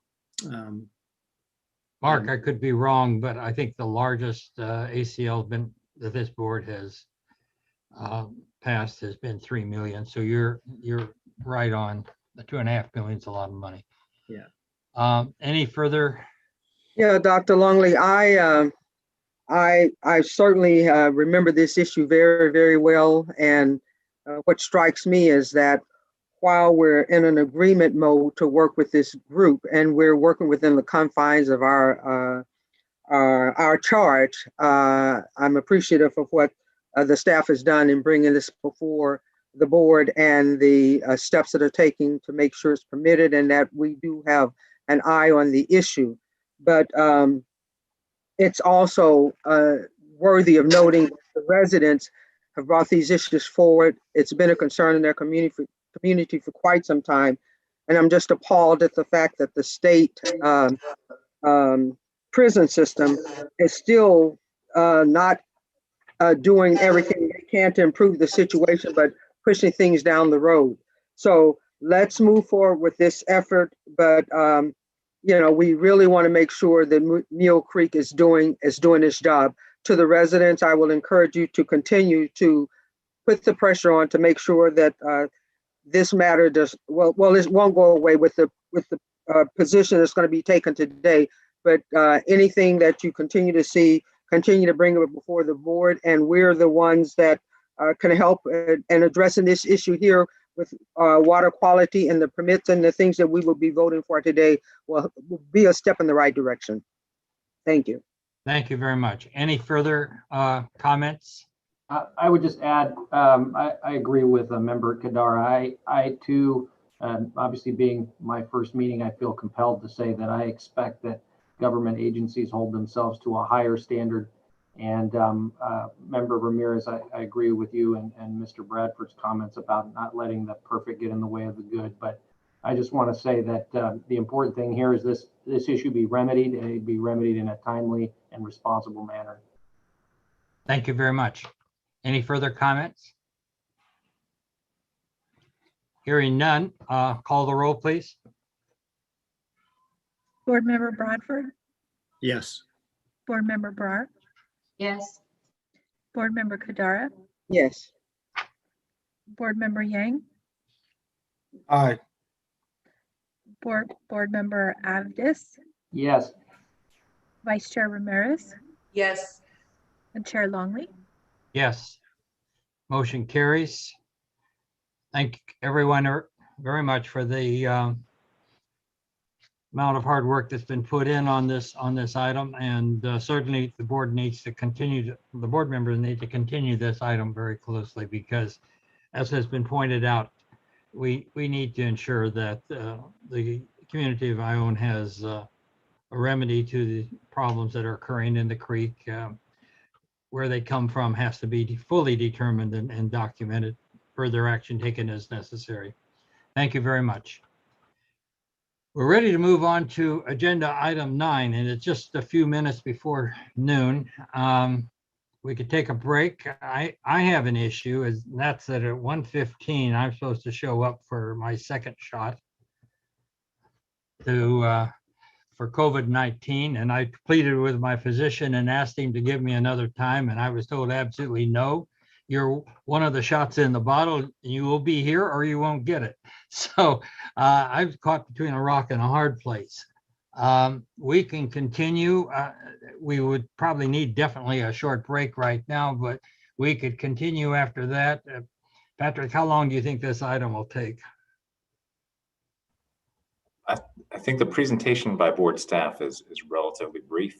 I think Clay, correct me if I'm wrong, it's under 20 minutes. Okay, so what I'll do is well, first of all, we will take a 5-minute break, be back here at 5 after, not 5 after, at 5 minutes till, and we will start. And if I have to walk out, I will. I've been close to this. I want to hear the whole thing if possible, but Vice Chair Ramirez will take the gavel. Thank you, and be back in 5 minutes, please.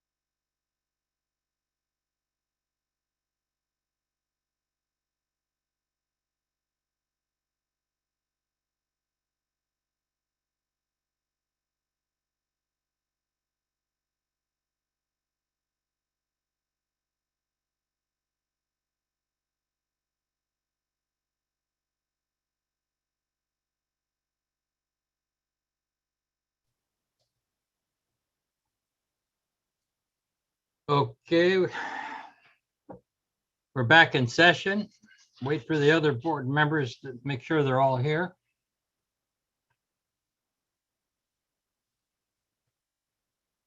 I see Mark. I see Nick. Denise, are you there? Carmen? Carmen's here. Denise?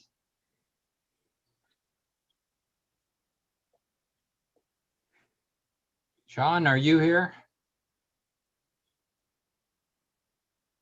Dr. Longley, I'm here. Great, great. I'm just messing with the computer. Don't mess with a computer. Were you trying to do a cute filter, Denise, like a cat filter? Or... Hey, once my husband actually put a sky in the background with all the stars and stuff, and it was the weirdest things, like, take it off. Yeah. I've seen that. People have like northern lights behind them, and it's, yeah. Yeah. Sean, are you with us? Yes, I'm here. Great, thank you. And Raji, is she with us?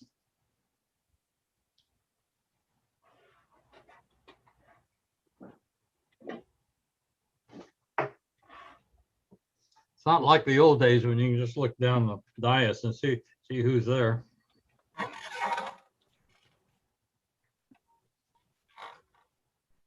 Now that was the old days. The old days, yeah.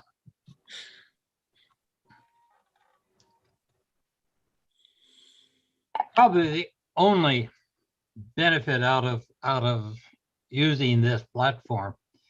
Denise was talking about the individual who drove a long ways to come talk to us for 3 minutes. And That was Carmen. or Carmen was, yeah. Yeah.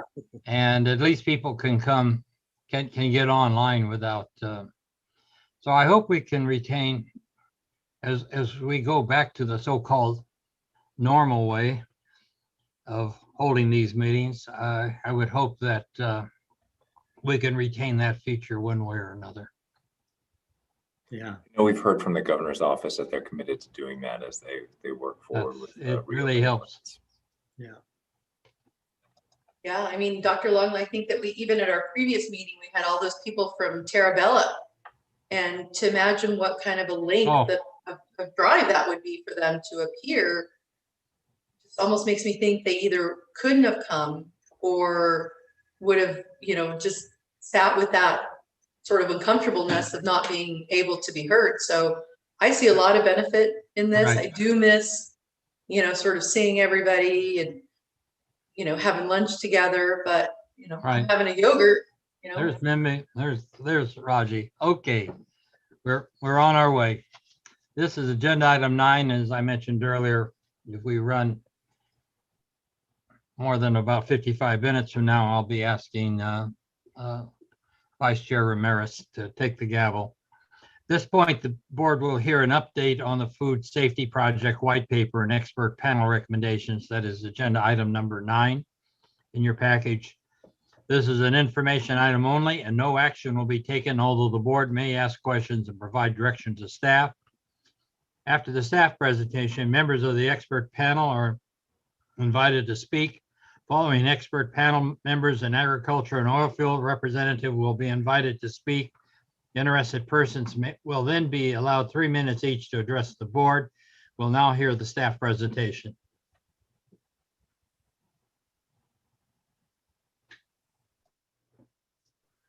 We see you, Josh.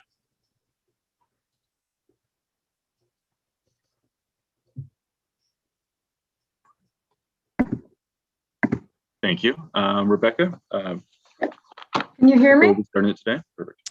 We can hear you, Rebecca. Okay, thank you. I'll begin now. So good afternoon, Chair Longley and members of the board. My name is Rebecca Asami, and I'm an engineering geologist in the Fresno office. Today's presentation will be given by myself and Josh Mahoney, a water resource control engineer, also in the Fresno office. Item is to provide the board with an overview of the food safety project and the white paper on the reuse of field produced water for the irrigation of food crop in Kern County. Henceforward, this document will be referred to as the white paper. This is an information item only, and no action will be taken by the board.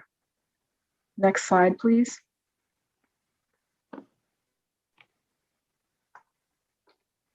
Next slide. Should be showing slide 2.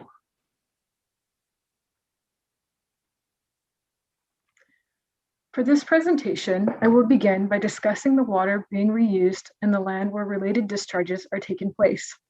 Next, I will introduce the Food Safety Project and the Food Safety Expert Panel. Then Josh and I will discuss the white paper, which summarizes the whole project, including the tasks or studies completed for the project, the recommendations of the Food Safety Expert Panel, and the identified data gaps. Next slide, please. Now I'm going to discuss produced water and the water we use for food safety related projects. Fluids that come out of oil production wells generally include crude oil and water. The water is often referred to as produced water. Produced water is a byproduct, but usually comprises the majority of the fluids that come up during production. Typical produced water is too high in boron and salt for agricultural use. The graphic on this slide compares total dissolved solids, or TDS, and boron concentrations in various types of water. Analyzing water for TDS is a common way of measuring water for saltiness. The purple numbers are concentrations of TDS and boron from a produced water disposal facility in the McKittrick oil field. These values are not uncommon to produced water in general. The blue numbers are typical concentrations for water we use in food safety related projects. The green numbers represent values typical for groundwater sourced in the region northeast of Bakersfield. The white numbers show typical values of boron and TDS concentrations in water sourced from the Frank-Kern Canal, and the yellow numbers are typical seawater concentrations. As you can see, the produced water we use for food safety related projects is much more similar to Frank-Kern Canal water than produced water, even produced water sourced from just the other side of the Central Valley. Slide 4, please. The discharge and reuse of produced water is regulated by the Central Valley Water Board via Waste Discharge Requirements, or WDRs. The produced water comes from oil fields located north of the Kern River. The aerial image on the slide highlights the land currently under WDRs, which authorize irrigation with produced water. Bakersfield and the Kern River are labeled here for reference. The irrigated land is north of Bakersfield and southeast of Delano. So the red area is the North Kern Water Storage District. The orange area is the Coelho Water District. The purple area is the Kern-Tulare Water District, which includes an area operated by the Jasmine Water Company. The green shaded area is the Sherwood Project, which is the latest of these types of projects to receive WDRs. The Sherwood Project did not begin to discharge until 2020. And again, the water we use for these projects is not typical produced water. It's much lower in salt and boron, and that is key to it being usable for crop irrigation. Next slide. So currently there are approximately 94,000 acres of cropland in Kern County where produced water is reused for irrigation. Crops irrigated with produced water are listed on this slide and arranged in order based on the acreage of land used to grow each crop type. The largest acreage is attributed to citrus, followed by almonds, grapes, and pistachios. Crops with the least amount of irrigated acreage include apples, tomatoes, cherries, and then root crops, which include garlic, carrots, and potatoes. Next slide. This slide summarizes the Food Safety Project. The Food Safety Project was an evaluation of the practice of using produced water to irrigate food crops. In response to growing concerns of staff and stakeholders, and out of an abundance of caution, board staff looked deeper into the practice of produced water reuse for irrigation. Many of the topics germane to the project, such as public health, fall outside the expertise of board staff, and so board staff convened the Food Safety Expert Panel, or PANEL. As part of the project, 3 studies, referred to as Task 1 through 3, were conducted to evaluate this practice. Task 1 was an overview of chemicals that may be found in produced water. Task 2 was a literature review, and Task 3 was a crop study that was initiated after independent crop studies were conducted on behalf of the Coelho Water District. In these studies, EnviroTalks examined citrus, root crops, and the quality of produced water. These studies, as in the studies conducted on behalf of Coelho. I will discuss the tasks in more details further on in the presentation. A lot of the project work from the staff side involved helping to organize meetings to inform the public and facilitate communication between panel members. Staff also presented updates on the food safety project during regular board meetings. Next slide. As mentioned previously, as a part of the project, staff convened the food safety expert panel. This slide shows panel members, their affiliations, and titles. The panel included members working for the Water Board sister agencies such as the California Department of Public Health, the California Department of Fish and Wildlife, the California Department of Food and Agriculture, the Office of Environmental Health Hazard Assessment, the U.S. Army Corps of Engineers, and a representative working for the U.S. EPA. Members also included those working for private consulting firms and agricultural and environmental advocacy organizations. The panel members hold expertise in fields such as toxicology, regional wildlife, food, agriculture, food safety risk assessment, and public health. The board also contracted Dr. William Stringfellow, a research engineer from Berkeley National Laboratory, to act as a science advisor. Dr. Stringfellow also has over 35 years experience in wastewater treatment and management and was a lead scientist on the SB4 scientific study evaluating hydraulic fracturing in California. Next slide. As part of the food safety project, the board entered into a Memorandum of Understanding, or MOU, with dischargers of produced water. Under the MOU, technical aspects of the studies or tasks were overseen by board staff with input from the panel, and the dischargers funded the work. The dischargers were not allowed to give the consultants feedback or direction on any of the technical issues related to the work. GSI Environmental Incorporated, or GSI, was the third-party consultant chosen to complete tasks 1 through 3 as a part of this project. Next slide, please. In order to update the public and be transparent of our process, board staff hosted several public meetings, generally once a quarter, throughout the duration of the project. Members of the public could attend and ask questions in person or watch online and submit questions via email. The meetings covered many aspects of the project, such as updates of crop sampling events and results, presentations and updates of task work and the white paper, presentations by external researchers such as Dr. Gary Banuelos, a plant nutritionist with the United States Department of Agriculture, a research group which included members from Duke University and RTI. That group looked at produced water, surface water, and soils in Kern County, and EnviroTalks, who conducted crop studies on behalf of the Coelho Water District, which we mentioned earlier in the presentation. We also heard presentations by special interest groups and advocacy groups. A brief discussion of the Duke University study and the EnviroTalks studies are included in the white paper prepared by staff. In addition to these public meetings, Water Board staff organized numerous working meetings with the panel to get additional feedback and input specific to panel member expertise. Recordings of the public meetings and important documents are posted online on the Water Board's food safety webpage, and there's a link to that at the bottom of this slide. Next slide, please. Now I'm going to begin the discussion of the white paper, which was prepared by staff and the science advisor. The white paper has been reviewed by the panel, who provided staff with comments.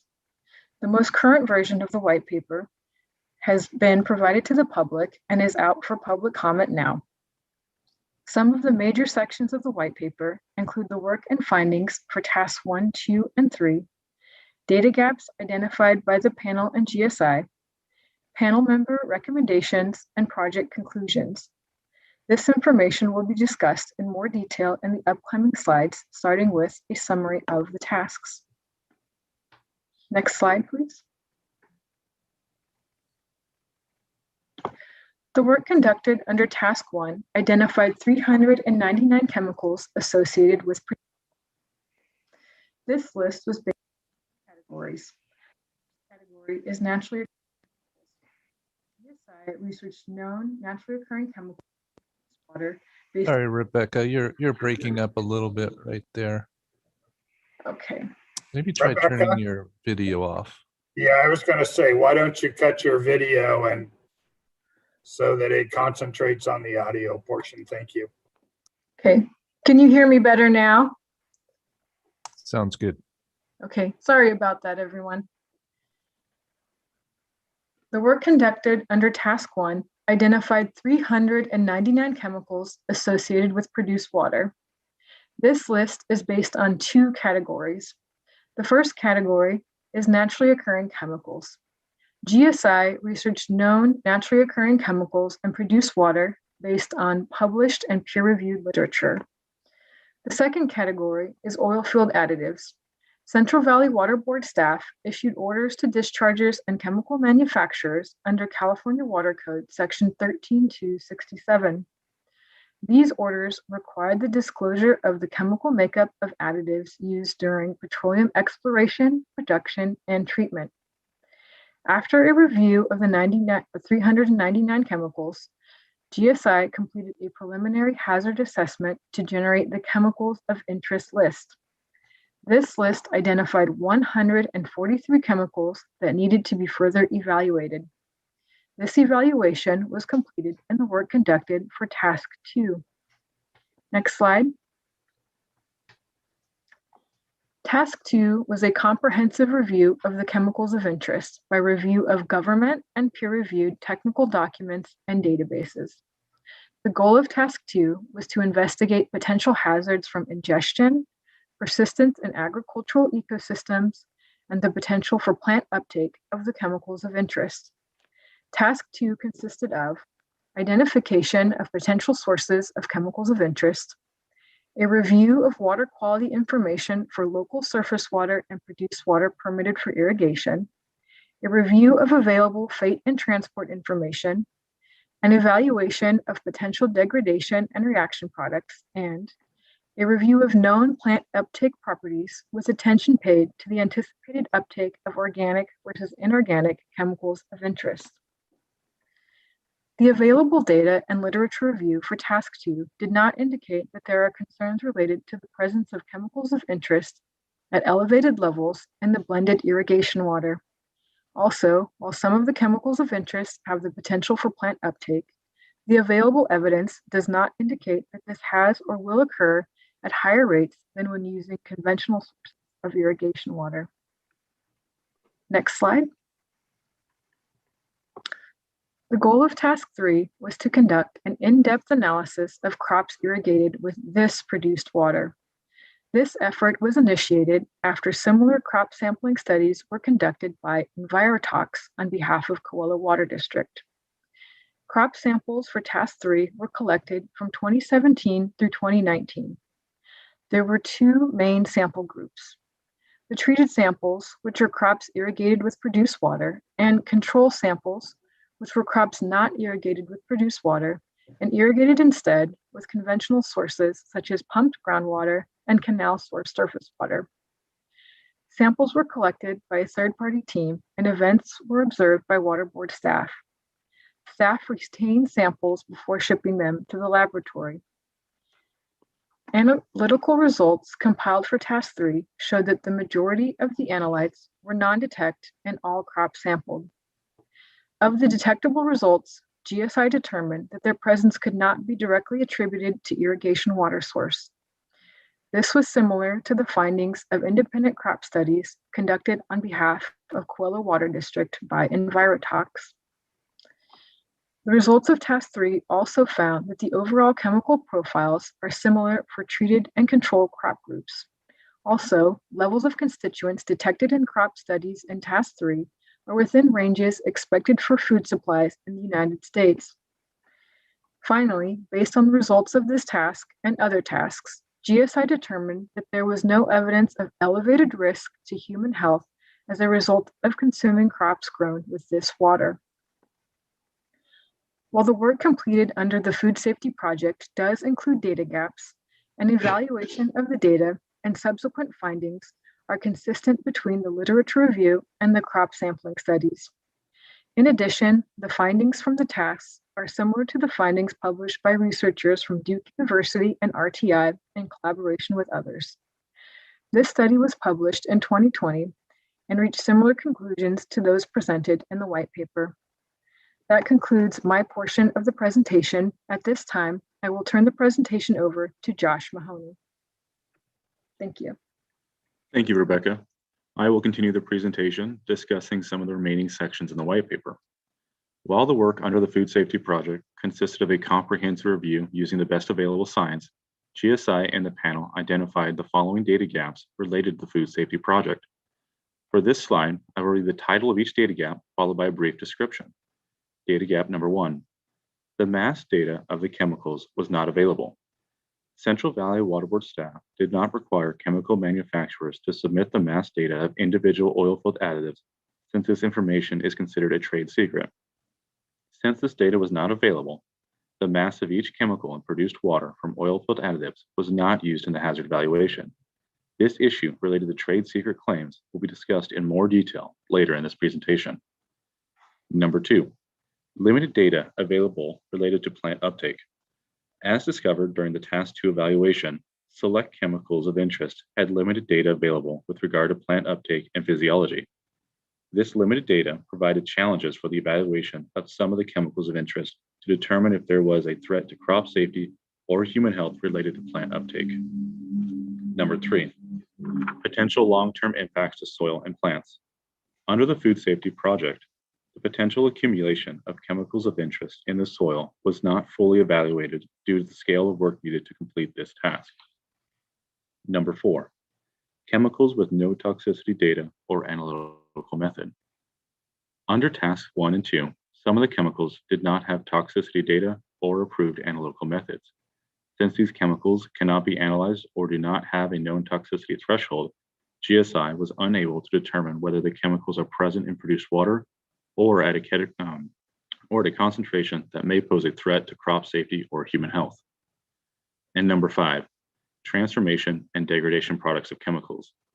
Under task 2, a complete assessment of all transformation and degradation products was not able to be completed due to the scale of work needed to accomplish this task. Therefore, there is the potential for additional chemicals and constituents to be present in the produced water reused for irrigation that may not be included in the 399 chemicals identified in task 1. While the work completed under the Food Safety Project does include data gaps and associated uncertainties, an evaluation of the data and subsequent formulation of the findings under the Food Safety Project are consistent between the literature review in task 2 and the crop sampling analysis in task 3. Also, even with these data gaps, the panel was able to develop recommendations for the Central Valley Water Board. This completes the summary of the data gaps identified in the white paper. The next section of the white paper is related to recommendations developed by the panel based on the findings of the Food Safety Project, independent studies presented during the food safety meetings, and the panel's collective education and experience. A total of 12 recommendations were developed and approved by the panel. These 12 recommendations are broken into 3 categories related to different parts of the Food Safety Project. For the next 3 slides, I will provide the title of each recommendation followed by a brief description. The first of the 3 categories is related to the current produced water reuse program. Recommendation number 1, discontinue crop sampling. The panel did not find evidence from crop sampling to indicate a food safety or public health concern related to the reuse of produced water for irrigation in this region. However, crop analysis for crude oil constituents and associated additives is complicated by many factors that introduce uncertainty. The panel concluded that given these uncertainties and limitations, crop sampling is less productive and informative than soil and water sampling, controlled plant uptake studies, and other data collection efforts discussed in more detail below. Recommendation number 2, Continue produced water quality monitoring. The panel found that the monitoring and reporting programs adopted by the Central Valley Water Board should continue to require sampling using approved analytical methods. In addition to the current program, the panel suggests that the board use an adaptive management approach in which it continuously and systematically incorporates new information for risk-based decision-making to maintain a current and up-to-date analytical program for monitoring of produced water. Recommendation number 3, continue disclosure of additives. The panel found that the disclosure of additives that are used during petroleum exploration and production enabled the review completed under the Food Safety Project. The panel suggests that the continued disclosure of chemicals will support risk management in the face of changing oil and gas practices. And recommendation number 4, consider new information developed by the Food Safety Project when evaluating WDRs for produced water reuse projects. The panel states that the Central Valley Water Board should evaluate new proposals for reuse of produced water and irrigation, and also for WDR renewals based upon experience with existing produced water reuse projects and using the information and recommendations developed in the Task 1 through 3 reports and this white paper. This concludes the summary of Category 1. This slide shows recommendation numbers 5 through 8 that are in the second of 3 categories. This category is related to the management of potential hazards from additives. Recommendation number 5, continue evaluation of new additives used in oil operations that provide produced water for irrigation. The Food Safety Project evaluated the hazard potential of additives associated with oil production in the context of reusing produced water for irrigation. The panel suggests that additives not previously evaluated in these reports should be subject to a similar level of review conducted by experts in the evaluation of chemical impacts to food safety and human health. Recommendation number 6, consider requiring the disclosure of mass data for additives. The disclosure of oilfield additives enabled the panel to evaluate the hazard characteristics of these substances and to develop the chemicals of interest list. However, the chemicals of interest list contains many chemicals that may be used in small or large amounts or infrequently or frequently during oil operations. In addition to toxicity and other factors, the hazard associated with a chemical is related to the mass of the chemical used. As such, the panel suggests that the disclosure of the mass amount and frequency of chemicals used would allow a more context-specific evaluation of potential hazards. As a note to this recommendation, Water Board staff would like to thank the panel for this comment. This issue of obtaining mass data of chemicals for the Food Safety Project was a legal issue related to trade secrets. If Water Board staff had obtained this information, it would not be disclosed to the panel or GSI since this is trade secret information. In lieu of obtaining the mass data, Water Board staff required the chemical manufacturers to provide a list of the chemicals that make up each oilfield additive that has the potential to be in produced water reused for irrigation in this region. Subsequently, GSI used a conservative approach under Tasks 1 and 2 that assumed each of the chemicals were present. This conservative approach required a hazard evaluation of each chemical, even if a chemical was not likely to be in produced water due to the limited volume used during petroleum operations. This approach provided a comprehensive review of the complete list of 399 chemicals identified in Task 1. Recommendation number 7, develop a list of additives designated as low hazard. The Task 1 and 2 reports could be used as the basis for the development of a list of additives that were evaluated to be of low human and environmental hazard in the context of produced water reused for irrigation. The panel suggests that compounds that exhibit low chronic toxicity and or are found to be easily biodegradable could be considered candidates for this list. Oil producers would subsequently be encouraged to use additives from the low hazard list, which would reduce the uncertainty regarding the quality of produced water reused for irrigation. And recommendation number 8, work to close data gaps concerning oil additives. The panel notes that the Task 1 and 2 reports identified 91 chemicals that cannot be measured in produced water and 74 chemicals that have insufficient toxicity information from which to carry out an initial hazard assessment. The panel has further noted that environmental fate and transformation product information is lacking for many chemical additives. The panel suggests that the Central Valley Water Board should work with other agencies to close data gaps, which could include identifying or developing new analytical methods and a continued effort to identify or develop new toxicity and environmental fate information on data-poor chemicals. This concludes the summary of Category 2. The third and final category of the panel recommendations are concerning studies or actions needed to close data gaps. These data gaps pertain to future studies or actions that may not be able to be completed by the Central Valley Water Board, since the required experience may lay outside the purview of board staff. For these items, the panel suggests that the Central Valley Water Board coordinate efforts with other state or federal agencies or private entities as appropriate. Recommendation number 9. Conduct environmental studies on produced water reused for irrigation. The panel identified data gaps in the available information on the persistence of oil production chemicals and their transformation products in irrigation water and the fate of these chemicals in agriculture. The panel suggests that the Central Valley Water Board should promote the development of a coherent scientific program to examine outstanding issues concerning the reuse of produced water for the irrigation of food crops. Recommendation number 10. Conduct a soil study. A poor understanding of the effects of long-term produced water reuse on soil condition was identified as a data gap by the panel. Either as part of the studies described above or as an independent effort, the panel suggests that the Central Valley Water Board should sponsor a study to investigate the potential accumulation of produced water constituents in the soil or changes in soil characteristics. Recommendation number 11. Evaluate the variability of produced water quality used for irrigation. The panel identified a data gap concerning the temporal and spatial variability in the quality of produced water being reused for irrigation. The panel notes that water quality variability is important to understand when conducting water management oversight activities and suggests an evaluation of the variability of produced water reused for irrigation. Recommendation number 12.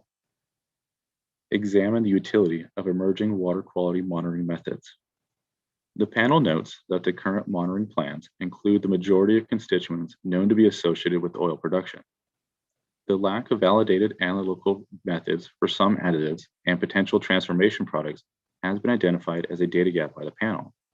The panel suggests that the Central Valley Water Board evaluate bioanalytical screening tools and other non-target analyses as an approach to measure the hazard of transformation products and other compounds.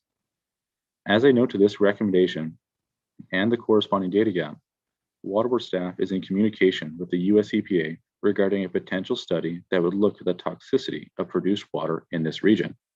Specifically, this would pertain to cell biology and acute toxicity. In response to this recommendation, Water Board staff is interested in closing this data gap and will continue to work with the US EPA. To date, Water Board staff has put the US EPA in touch with potential dischargers that would likely participate in the study. If you would like more information regarding this study, Clay Rogers can answer any additional questions at this time or after the presentation. Josh, can I interrupt you for just a moment?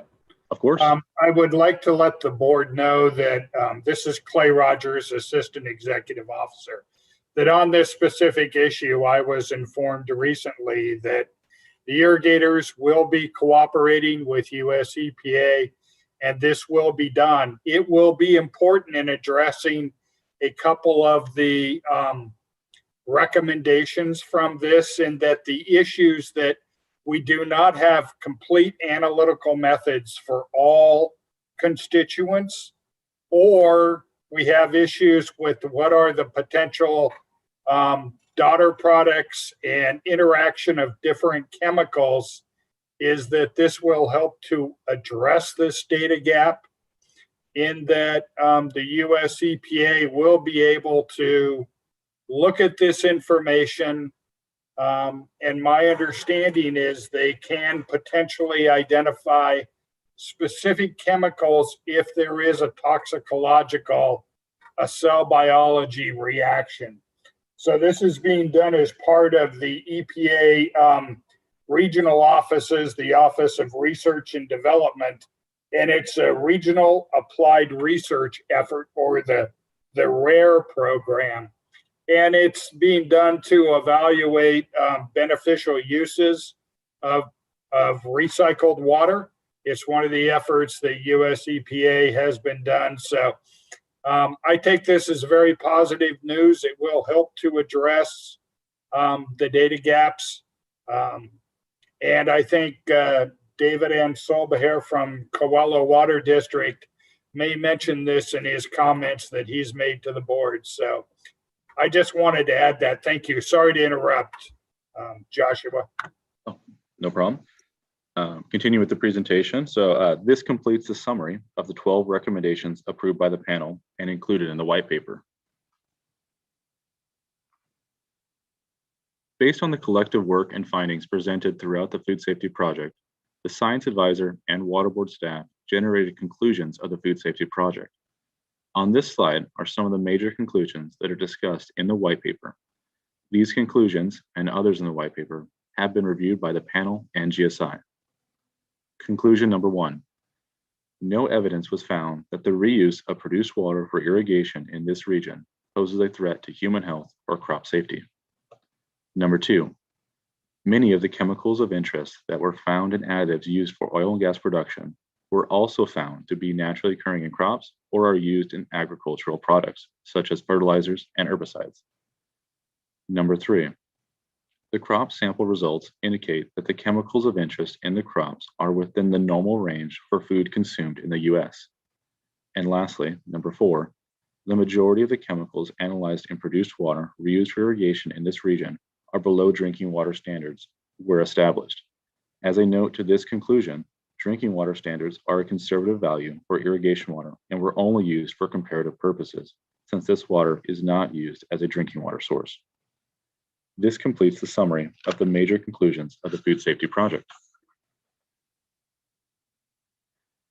On 29 January 2021, Central Valley Water Board staff made the white paper available to the public for comment by posting the document on the food safety page. The white paper available online is a draft and has been reviewed by the panel and GSI. Comments for the white paper comments from the panel and GSI have been incorporated into this white paper that is available online. In an effort to maximize public comments, the comment period has been extended from a 10-day review period through 5 March 2021. As of yesterday, by close of business, Water Board staff has only received 3 comments from the public. For members that do wish to submit comments related to the white paper, please send your comments via email to waterboardsafety@waterboards.ca.gov. This email is also available on the food safety webpage. If anyone is interested in additional information related to the food safety project or reviewing the white paper, please visit the food safety page at the link shown at the top of the screen. Also, if there are any questions related to the food safety project or the white paper, emails can be sent to the email address shown on the bottom of the screen. This concludes our presentation, and we can answer any questions at this time.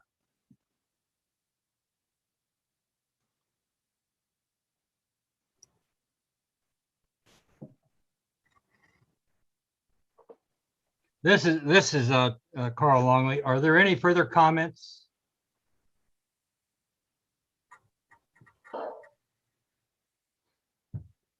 Do board members have any comments at this time?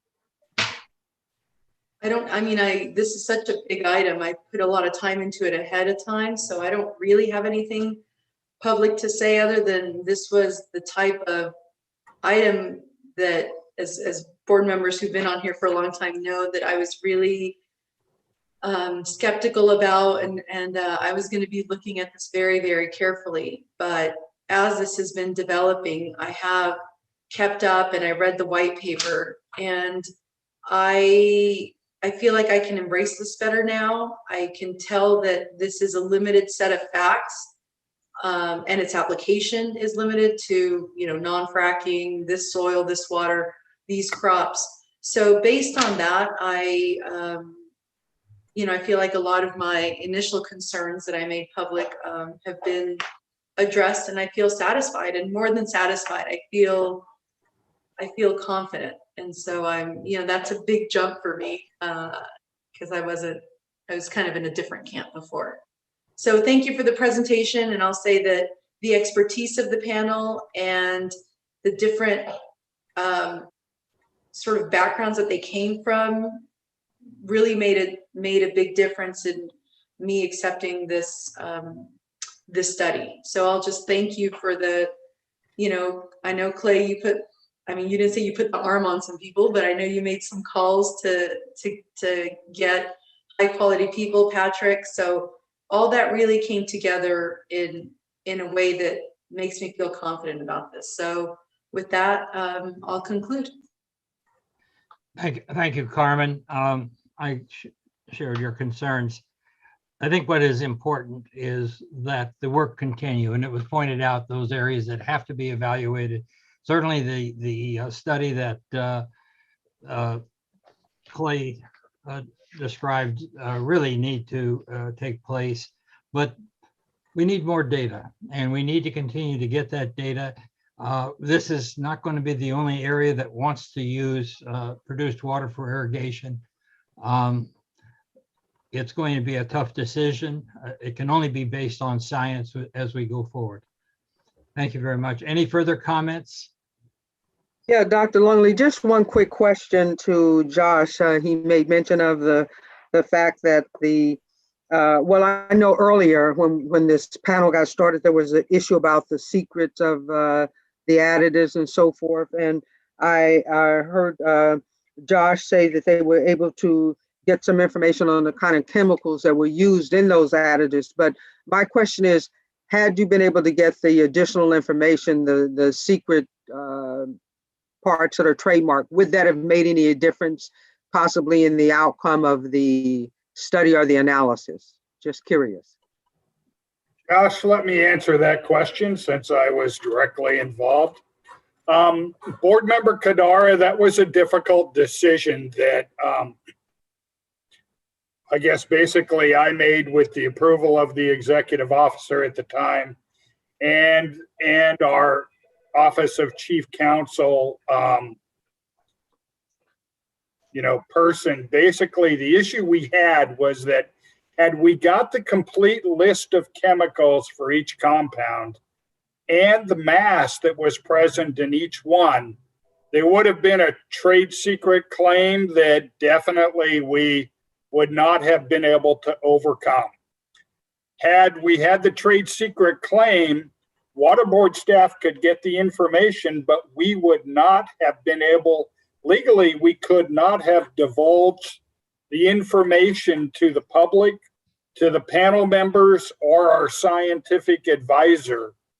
And so basically, the decision was made that we take what we could get, and we negotiated with the suppliers that we could get the complete list of constituents without the mass. And then, as Josh presented during the presentation, we took a conservative approach.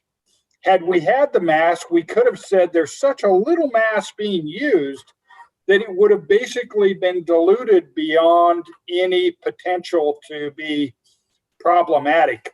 Under this scenario, we assumed that it would be present in larger concentrations and didn't put that limit on it to try and minimize the potential impact, and basically looked at the toxicology of these constituents based on that. So it's not a perfect world. We took the best that we thought we could get because it was more important to have the constituents than the mass, and we could not get both and be able to be transparent or have the experts review it.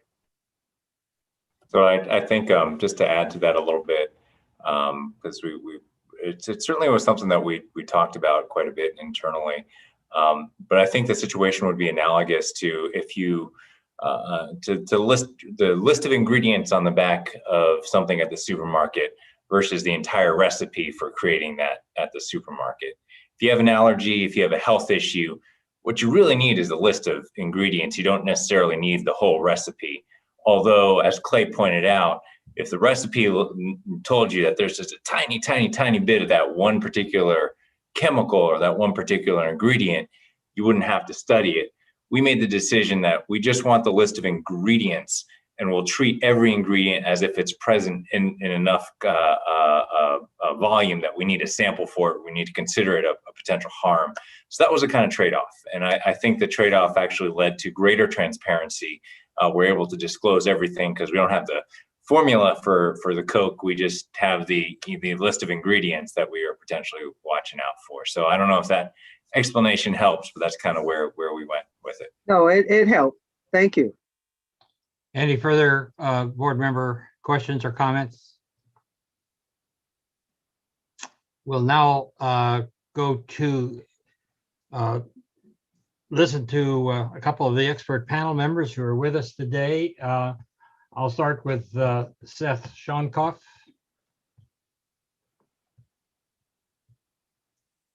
Seth, there you are. Hello, everyone. I don't have any specific remarks to make. I just really like to thank the Central Valley Water Board for pulling this together. In particular, hats off to Clay Rogers, who really provided tremendous organizational prowess. It's really remarkable.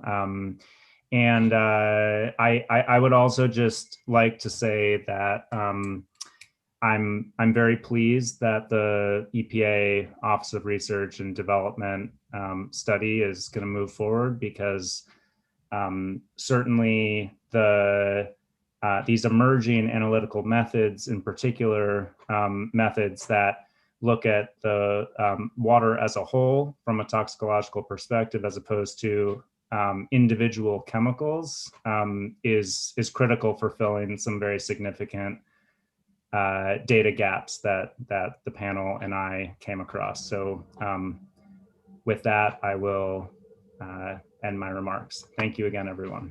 Dr. Shankov, your participation on the panel was invaluable. We thank you for all the hard work you did, and it was all pro bono. That was truly amazing, and you should be greatly thanked and congratulated for that. Thank you very much. We have now Barbara Peterson. Is Dr. Peterson with us today? This is Josh Mahoney. Barbara Peterson, she was going to be on, but actually she decided to just watch it online, so she won't be participating in the meeting. Okay, thank you very much. We'll now hear from an agriculture and oil field representative.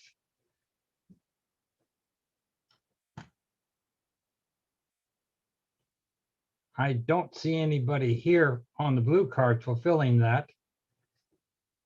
Josh, who is that supposed to be? Dr. Longley, I believe that would be David and Solbeher would. Well, we also have listed. Okay, we also have listed. Okay, David, Mr. Ansolbe, are you available? Yes. Can you hear me? We can hear you. Okay. Thank you, Chairman Longley, members of the board and staff. My name is David Onsolbeher. I'm the General Manager of Coelho Water District and the Administrator for the Permit Holders Group, and I have taken the oath. Thank you. Coelho Water District has been using recycled produced water for irrigation of food crops since 1995 under a regional board permit. Coelho has a long history of complying with water quality standards enforced by the regional board. And in arid regions like Kern County, we attempt not to waste any good quality water, and have found that this recycled produced water is of good quality and reduces farmers' reliance on groundwater. And it supports the sustainability of our groundwater basin. Recycled produced water is also critical water resource for farmers and continues operations due to the issues in the Sacramento Delta. So when this question arose regarding the safety of using recycled produced water irrigating food crops in 2015, Coelho Water District voluntarily began crop testing and hired a toxicologist to interpret the data to verify that the practice was safe. And in 2016, Quella Water District began collaborations with the other permit holders and the regional board's food safety panel under a voluntary MOU with the regional board. The food safety panel recommended additional studies to be performed to provide them with data they needed to develop the recommendations to the regional board. All these studies have been funded by the permit holders at a cost of well over $2.5 million. These studies have now been completed and the white paper drafted and submitted to the regional board. The results from these studies and the white paper are that there is no evidence of elevated risk to human health from consuming crops irrigated with this recycled produced water as compared to use of traditional water sources. The food safety panel did identify data gaps, and the permit holders are voluntarily working with the regional board staff and US EPA in performing additional studies to try to fill these data gaps.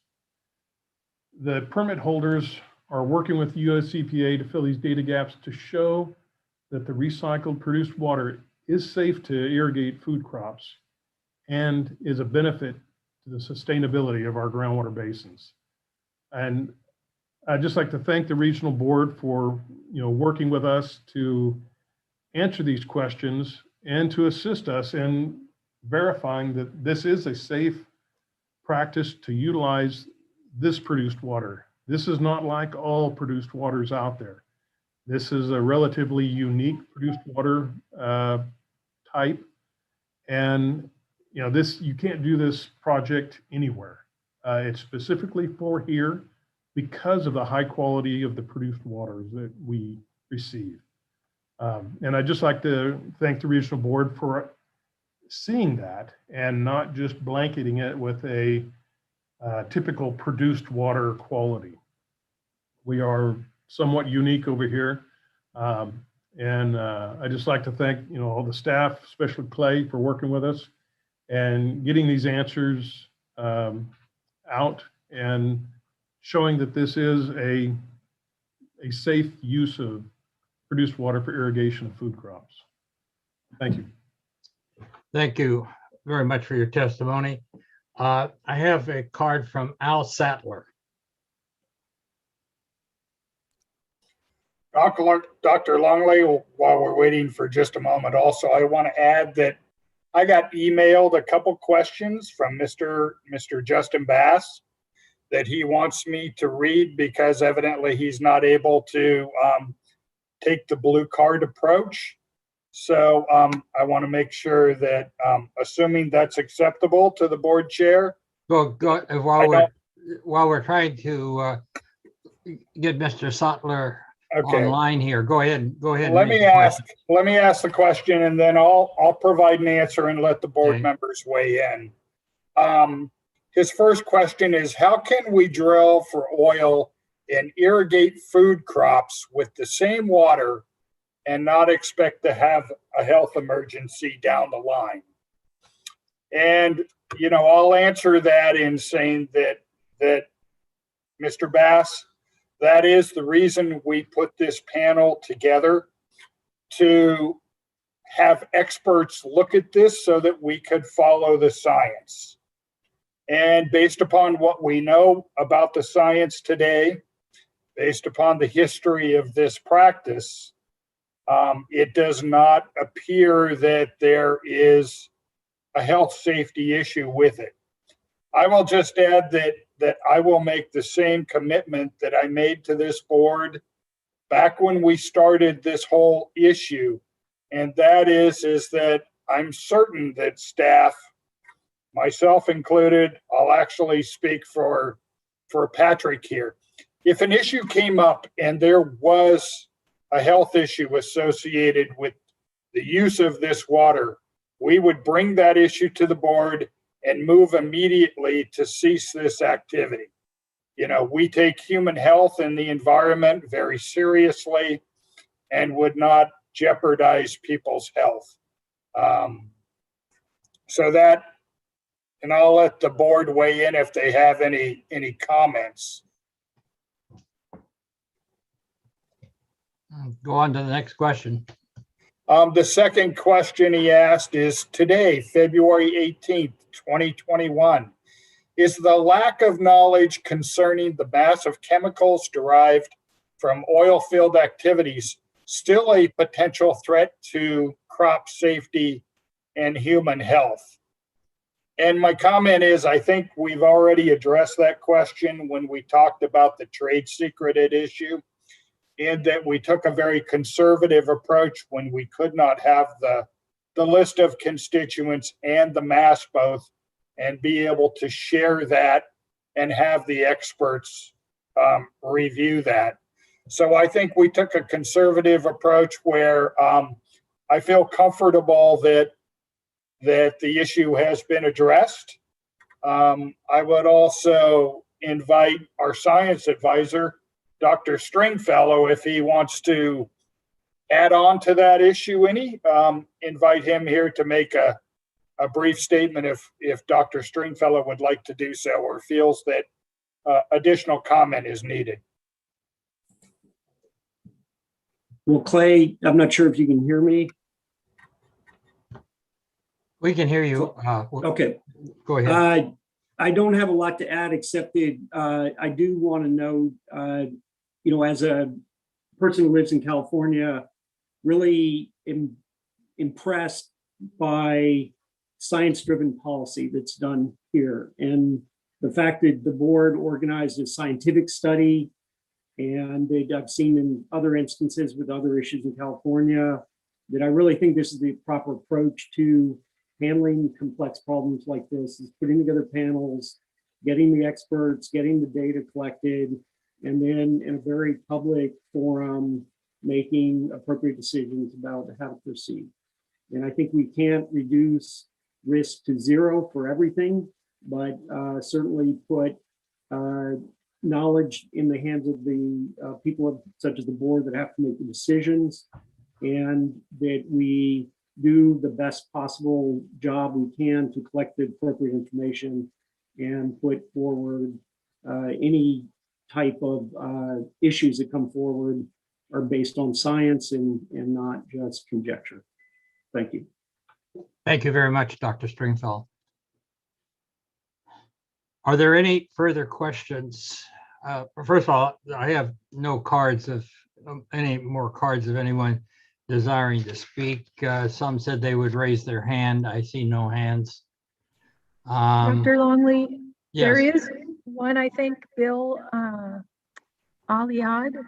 Bill Aliud. Oh, there we go. Mentioned that. Thank you, Janelle. Good. Sorry, I don't see him. Mr. Aliud, are you on? I do not see him. I don't see him. I thought I saw him earlier. There his card is. Environmental Working Group. Mr. Aliud, do you desire to speak? He does not. Will be speaking. Not online. He's not online. He wanted to speak.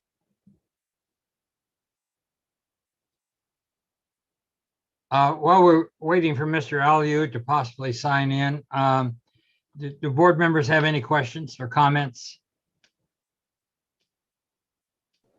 I would just say again, as the new guy, this was an extremely detailed and thought-provoking white paper. I have to say it. The breadth and scope was something that was really impressive as somebody walking into this board, and to have sort of the type of scientific working group that we've had gives me comfort that based on the science, the conclusions are defensible, and that utilizing this produced water is in fact not creating any issues beyond those discussed in the paper for human health and the environment. So very impressive. Thank you. Thank you very much. Those are very valued remarks. Yeah, Any Dr. further? Long, Yes, yeah, go just ahead. briefly, I just wanted to, we thank the panel for doing a tremendous job, but behind the scenes was the staff, Clay and his team out of the Fresno office, Rebecca, and I can't remember the gentleman's name, but he retired last year, if I recall. But all of the staff that worked on this project, it was definitely a worthwhile project for the board to pursue, and I think we've gotten some great results. So want to thank the staff for the hard work on getting this finalized. Thank you very much, Board Member Cadera. Any further comments?